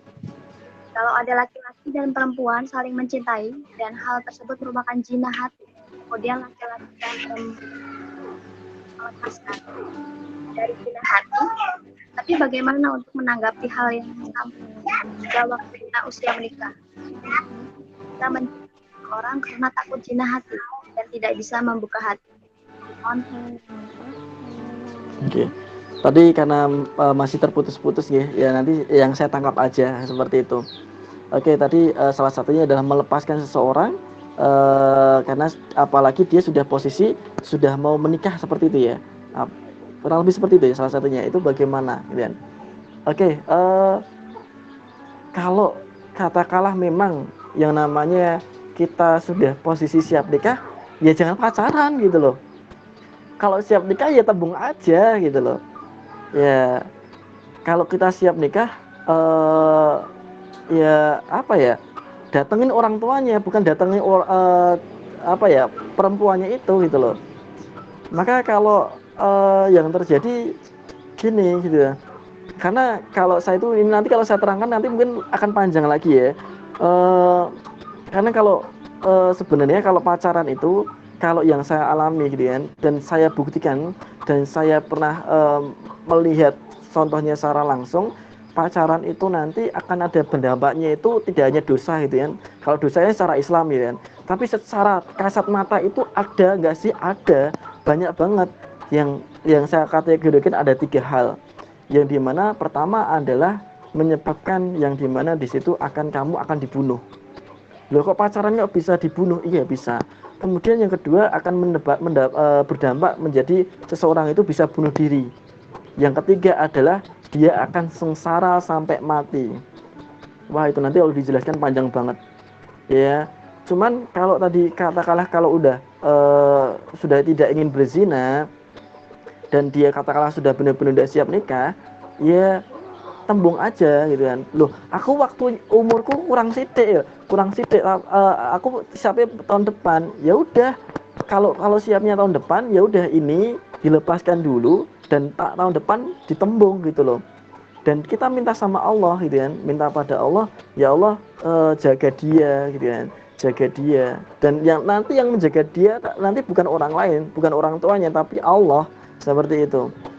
Lah, maka kalau laki-laki yang gentle di saat dia mengungkapkan cinta pada orang lain, maka dia bukan bilang pada orangnya, walaupun dia udah tahu orang itu suka, ya dia orang tahu juga suka kepada kita, maka kita lebih bilang ke orang tuanya seperti itu.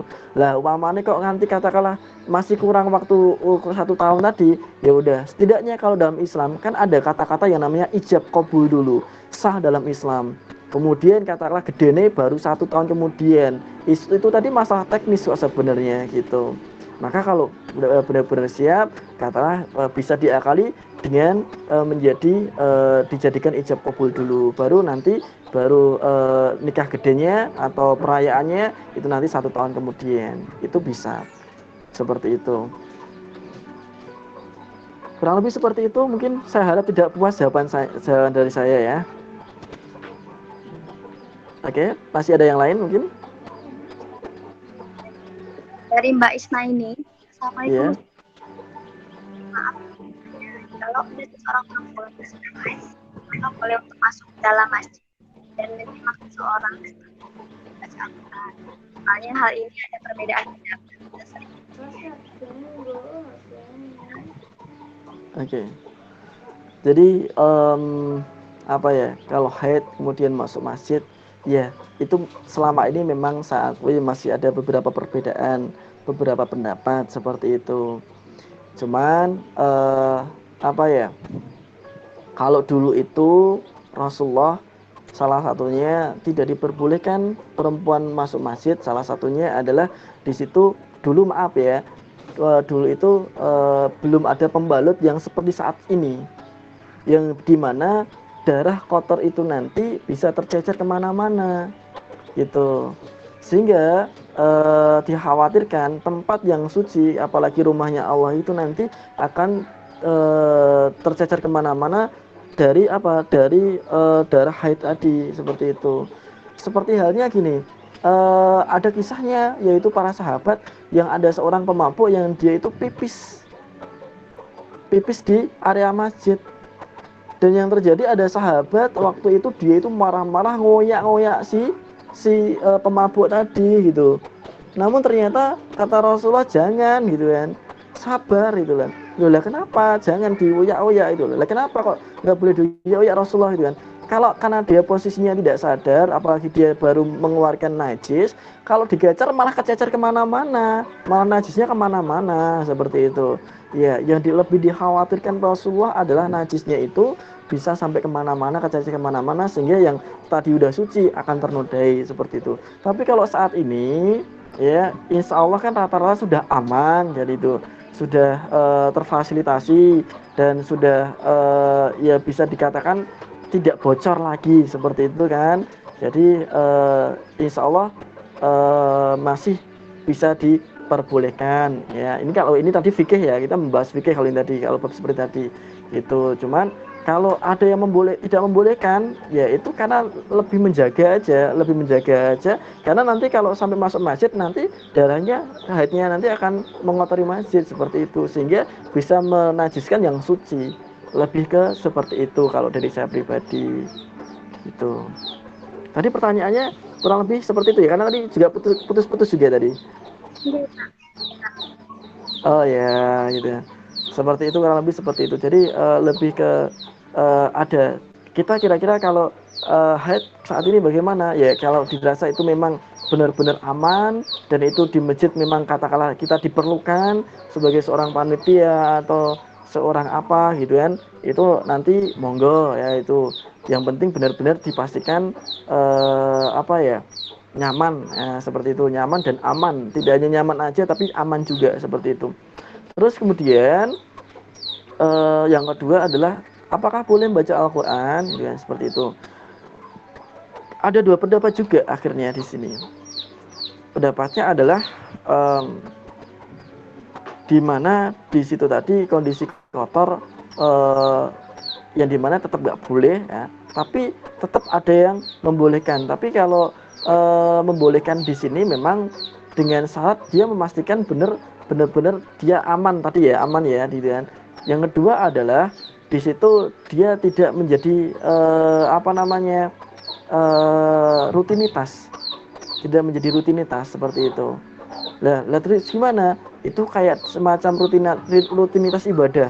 Lah terus bagaimana maksudnya?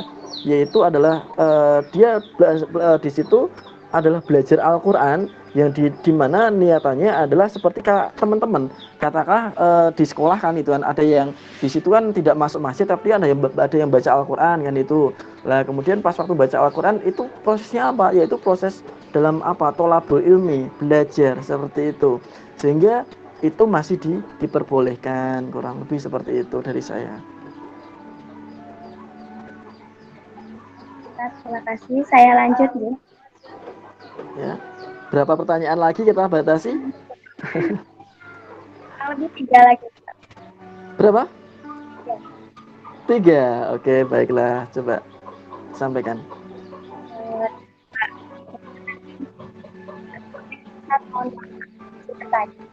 Berpuasa tapi tidak sabar, apakah puasanya sah-sah saja? Iya. Salah satu syarat wajibnya puasa itu sebenarnya itu adalah sahur ya. Jadi salah satu sahnya puasa adalah sahur, kemudian ada buka gitu ya.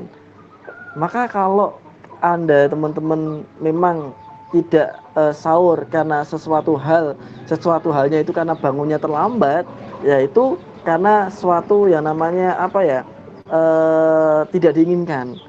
Tapi kalau tidak mau sahur itu ya nggak boleh ya. Kalau sahur itu tetap harus, walaupun minimal hanya makan kurma 1 atau minum aja gitu, itu udah cukup. Itu sudah kayak apa ya, mengesahkan menjadi rukun dari puasa. Contoh ibaratnya gini, kayak rukun wudhu ya. Rukun wudhu itu salah satunya adalah cuci tangan, kemudian kumur, kemudian cuci muka dan sebagainya itu. Lah kemudian di saat itu nanti teman-teman katakanlah pas waktu ada yang hilang dari salah satu tadi, ya piye ngono kan gitu ya. Kurang lebih bisa gitu ya, bisa dipahami ya. Jadi kalau bisa tetap itu nanti diusahakan ya nggak ada sesuatu hal minimal minum gitu ya, walaupun seteguk itu harus ada seperti itu.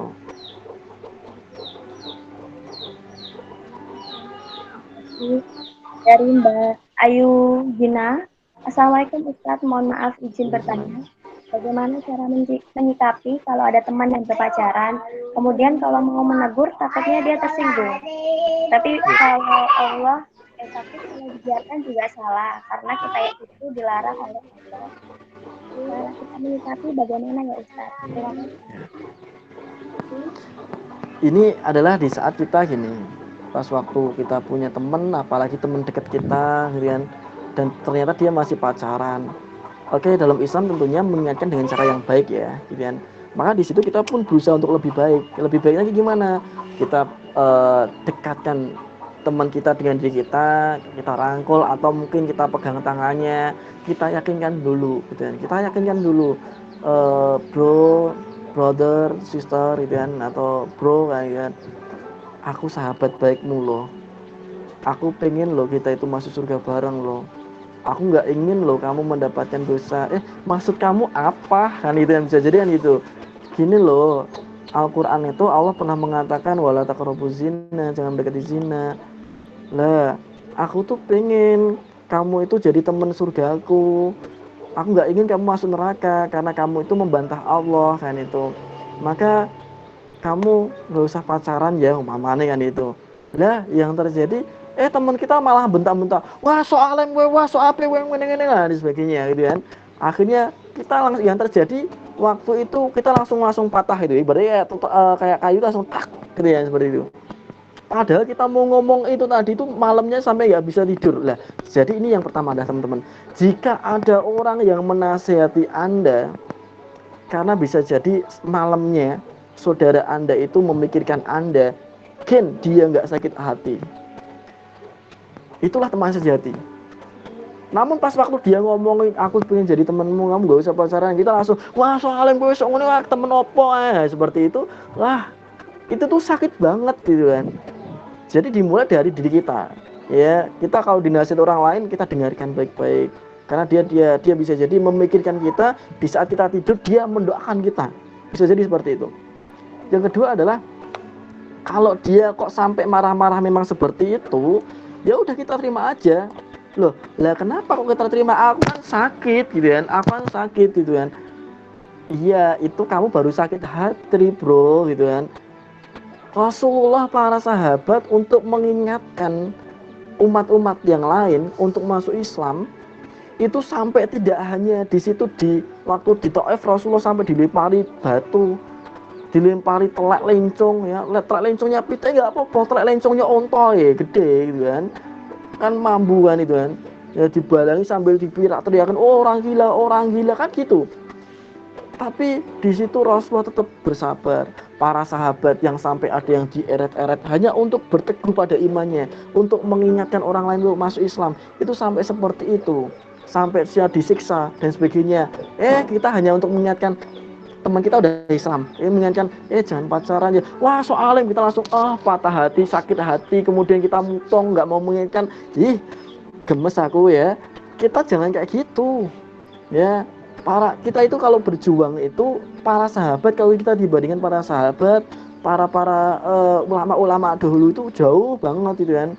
Bahkan Rasulullah itu sampai mengatakan, kalau kalian menyampaikan kebaikan, menyampaikan kebenaran, jika kalian menyampaikan sesuatu yang benar kok sampai kalian tidak mendapatkan ujian, tidak mendapatkan tantangan, maka dakwah kalian dipertanyakan.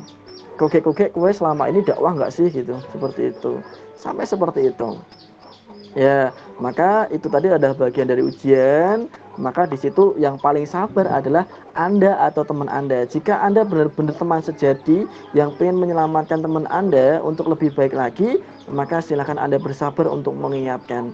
Jangan lepaskan dia, jangan tinggalkan dia, karena bisa jadi dia memang saat ini memang kondisi iman yang ngedown, dan tapi dia masih belum bisa benar-benar memahami, belum bisa benar-benar merasakan mana yang benar, mana yang salah. Walaupun dia sebenarnya sudah tahu seperti itu, tapi ada orang yang sekedar tahu tapi belum memahami, ada yang tahu tapi memahami tapi belum bisa melaksanakan, seperti itu. Oke, terima kasih dari saya, hanya itu. Ini terakhir Ustadz. Ya. Bagaimana ta'aruf yang benar agar terhindar dari zina, Ustadz? Gimana tadi? Bagaimana ta'aruf yang benar agar terhindar dari zina? Ta'aruf yang benar supaya terhindar dari zina, ya. Kalau para sahabat dulu gitu kan, ya itu pertama adalah memang apa ya, kalau di sini kan saya sebagai seorang pembina Indonesia tanpa pacaran gitu kan, kok saya melarang pacaran kemudian nggak ngasih solusi kan juga parah kan ya. Jadi saya harus ngasih solusi juga, makanya akhirnya di situ ada beberapa orang yang akhirnya mengajukan ke saya untuk di situ untuk ta'aruf seperti itu. Tat mau ta'aruf nih gitu kan, itu ada nggak yang ikhwan seperti ini atau akhwat seperti ini gitu kan. Oh ya, akhirnya kita tampung, kemudian sesekali kita nanti mediasi, kemudian setelah mediasi berdua yang penting ada yang pendampingnya, kemudian saling mengenal walaupun belum mengenal jauh, tapi mengenalnya itu entah kepribadiannya dan sebagainya, kemudian melihat di situ, kemudian di situ cocok atau tidak, kemudian baru katakanlah baru mulai tembungan seperti itu ya, tembungan dalam artian menembung orang tuanya untuk diajak nikah seperti itu. Kalau berani seperti itu, loh kalau saya nggak berani kalau seperti itu tadi kan, karena nanti kogek-kogek dia nanti gimana aku belum cocok atau gimana lah, kamu itu mintanya sama Allah bagaimana gitu loh. Sebenarnya jodoh itu sesuai apa yang jenengan minta. Orang lain datang itu karena engkau yang meminta. Ya Allah, datanglah jodoh yang baik buat aku. Jadi di saat orang lain nanti datang, engkau mengamalkan pada orang lain, kemudian ada orang yang datang di situ, ya datang di situ tadi bukan orang itu yang mencarikan, bukan saya mencarikan, yang mendatangkan orang ini tadi bukan saya hakikatnya, tapi Allah yang menemukan orang ini sama jenengan gitu. Lah kalau niatannya panjenengan udah lurus karena Allah, benar-benar karena Allah, maka disitulah nanti Allah itu nanti akan memberikan jalan keluarnya setelah itu gitu loh. Gitu. Jadi hakikatnya orang itu nanti akan datang di saat engkau yang meminta, seperti itu. Orang lain datang karena kita yang meminta, seperti itu. Ya kurang lebih seperti itu. Cuman itu nanti prosesnya ada beberapa hal yang lain. Setelah ta'aruf, pendekatan beberapa kali ya, dalam itu beberapa kali itu juga tidak lama, katakanlah waktu sebulan untuk benar-benar memahami sedikit demi sedikit, kemudian benar-benar siap, memang benar-benar siap dulu menikah, ya udah kemudian dia nembung pun di situ pun orang tuanya kan belum tahu kan gitu kan, dan niatannya juga karena Allah, semoga kalau ditembung ya udah, kalau belum ditembung ya udah, tapi setidaknya di situ perempuannya udah ngetik sama orang tuanya, aku udah punya calon umpamanya gitu ya. Akhirnya orang tuanya bisa jadi oh ya udah seperti itu, kurang lebih seperti itu ya. Nanti kalau lebih lengkapnya untuk silaturahminya nanti bisa dijalin langsung sama saya, monggo seperti itu ya. Oke, itu tadi pertanyaan terakhir ya Ustadz ya. Oke ya. Oke, sedikit penutup dari saya. Sesungguhnya sekali lagi Islam itu sebenarnya tidak ingin memberatkan kok. Islam itu mudah kok. Islam itu tidak ingin, kok tidak boleh pacaran itu kenapa ya itu. Islam itu bukannya tidak boleh kamu pacaran gitu kan. Boleh pacaran. Pacarannya kapan? Setelah menikah. Kenapa? Di saat kamu merenges ya, gitu kan. Ya, kamu melihat itu, kamu kok ngapa lihat-lihat aku kan ini kan? Karena aku ingin mendapatkan pahalanya Allah. Itu kan udah menikah gitu kan. Tapi kalau belum menikah, kita melihat aja kan menjadi dosa. Merengesnya jadi dosa seperti itu. Bahkan di saat di situ nanti kalau udah menikah, ya, kemudian di situ seorang wanita mencium suaminya, maka di situ seperti dia mendapatkan gelar atau mencium Hajar Aswad seperti itu. Apa mana yang suaminya wireng nih, Hajar Aswad banget seperti itu ya. Lah maka teman-teman semuanya, itulah kalau kita udah menikah itu kayak so sweet banget ya kan. Isi orang patek kenal, kemudian pilih-pilihan, di sini-sinan kan itu. Kan kayak so sweet gimana gitu kan. Tapi di situ nanti semuanya itu nanti akan menjadi pahala, akan menjadi keberkahan buat rumah tangganya seperti itu. Dan sebenarnya kenapa kau tidak boleh menikah pacaran sebelum menikah? Kenapa kau seperti itu? Karena hakikatnya Islam itu menjaga apa? Menjaga kehormatan Anda. Menjaga kehormatan Anda. Karena tentang pacaran ini nanti kalau ditindaklanjuti nanti banyak banget. Nanti yang ending-endingnya nanti yang saya jelaskan dari poin 3 poin tadi, bunuh diri, dibunuh, bahkan sengsara sampai mati. Nah, sampai seperti itu, lah itu nanti ceritanya banyak sekali, kurang lebih seperti itu. Maka teman-teman semuanya, hakikatnya itu Islam itu adalah menjaga. Kenapa kok tadi jangan seperti tadi loh, permen yang di situ dibiarkan terbuka gitu kan, dibiarkan terbuka di situ, maka permen itu nanti akan dilubungi semut gitu. Tapi Islam itu seperti bungkusnya yang dimana di situ semut-semut itu nanti tidak akan bisa mengerubungi permen itu tadi, seperti itu ya.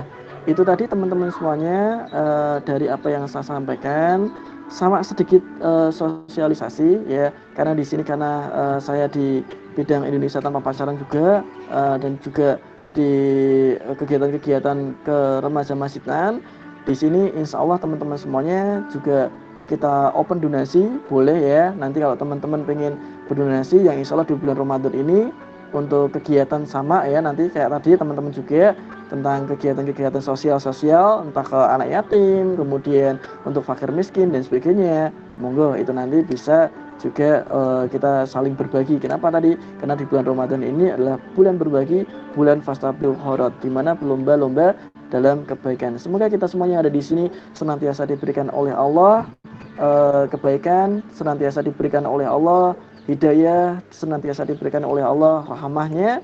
Dan insya Allah jika ada suatu saat teman-teman bertemu dengan saya, disapa aja nggak apa-apa. Insya Allah nanti saya akan menyapa Anda, dan insya Allah juga menyapanya tidak hanya ditemu langsung. Kalau di media sosial nanti bisa di add Facebook atau IG saya Muhammad Muhtafib seperti itu aja udah cukup insya Allah. Mungkin itu aja yang bisa saya sampaikan, kurang lebihnya mohon maaf. Wassalamualaikum warahmatullahi wabarakatuh.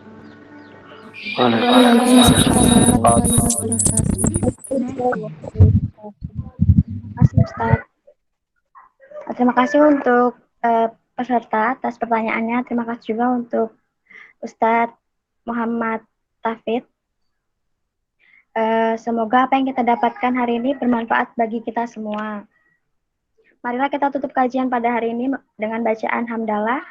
Alhamdulillahirabbil alamin. Saya selaku moderator mohon maaf yang sebesar-besarnya apabila ada tutur kata yang salah atau kurang berkenan di hati para jamaah sekalian. Semoga selalu membukakan pintu maaf yang sebesar-besarnya. Billahi taufik walhidayah. Wassalamualaikum warahmatullahi wabarakatuh. Selanjutnya saya kembalikan ke MC. Mari dengan segala jawab telah kita lalui. Sebelum menginjak acara terakhir yaitu penutup, maka dilakukan dokumentasi dengan melakukan foto bersama. Untuk dosen dan semua peserta dilakukan untuk open kamera. Dimohon untuk open kamera.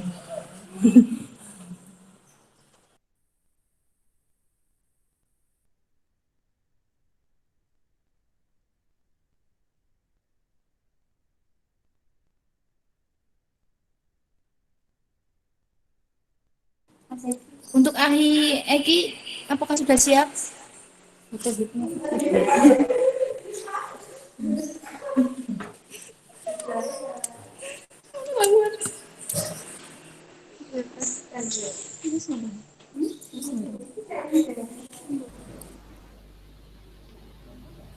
Alhamdulillah sampun, monggo. Ya, semua. Oke. 1, 2, 3.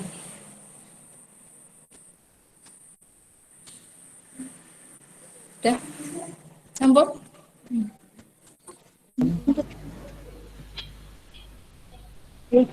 Sampun Pak. Monggo. Baik, Dilanjutkan.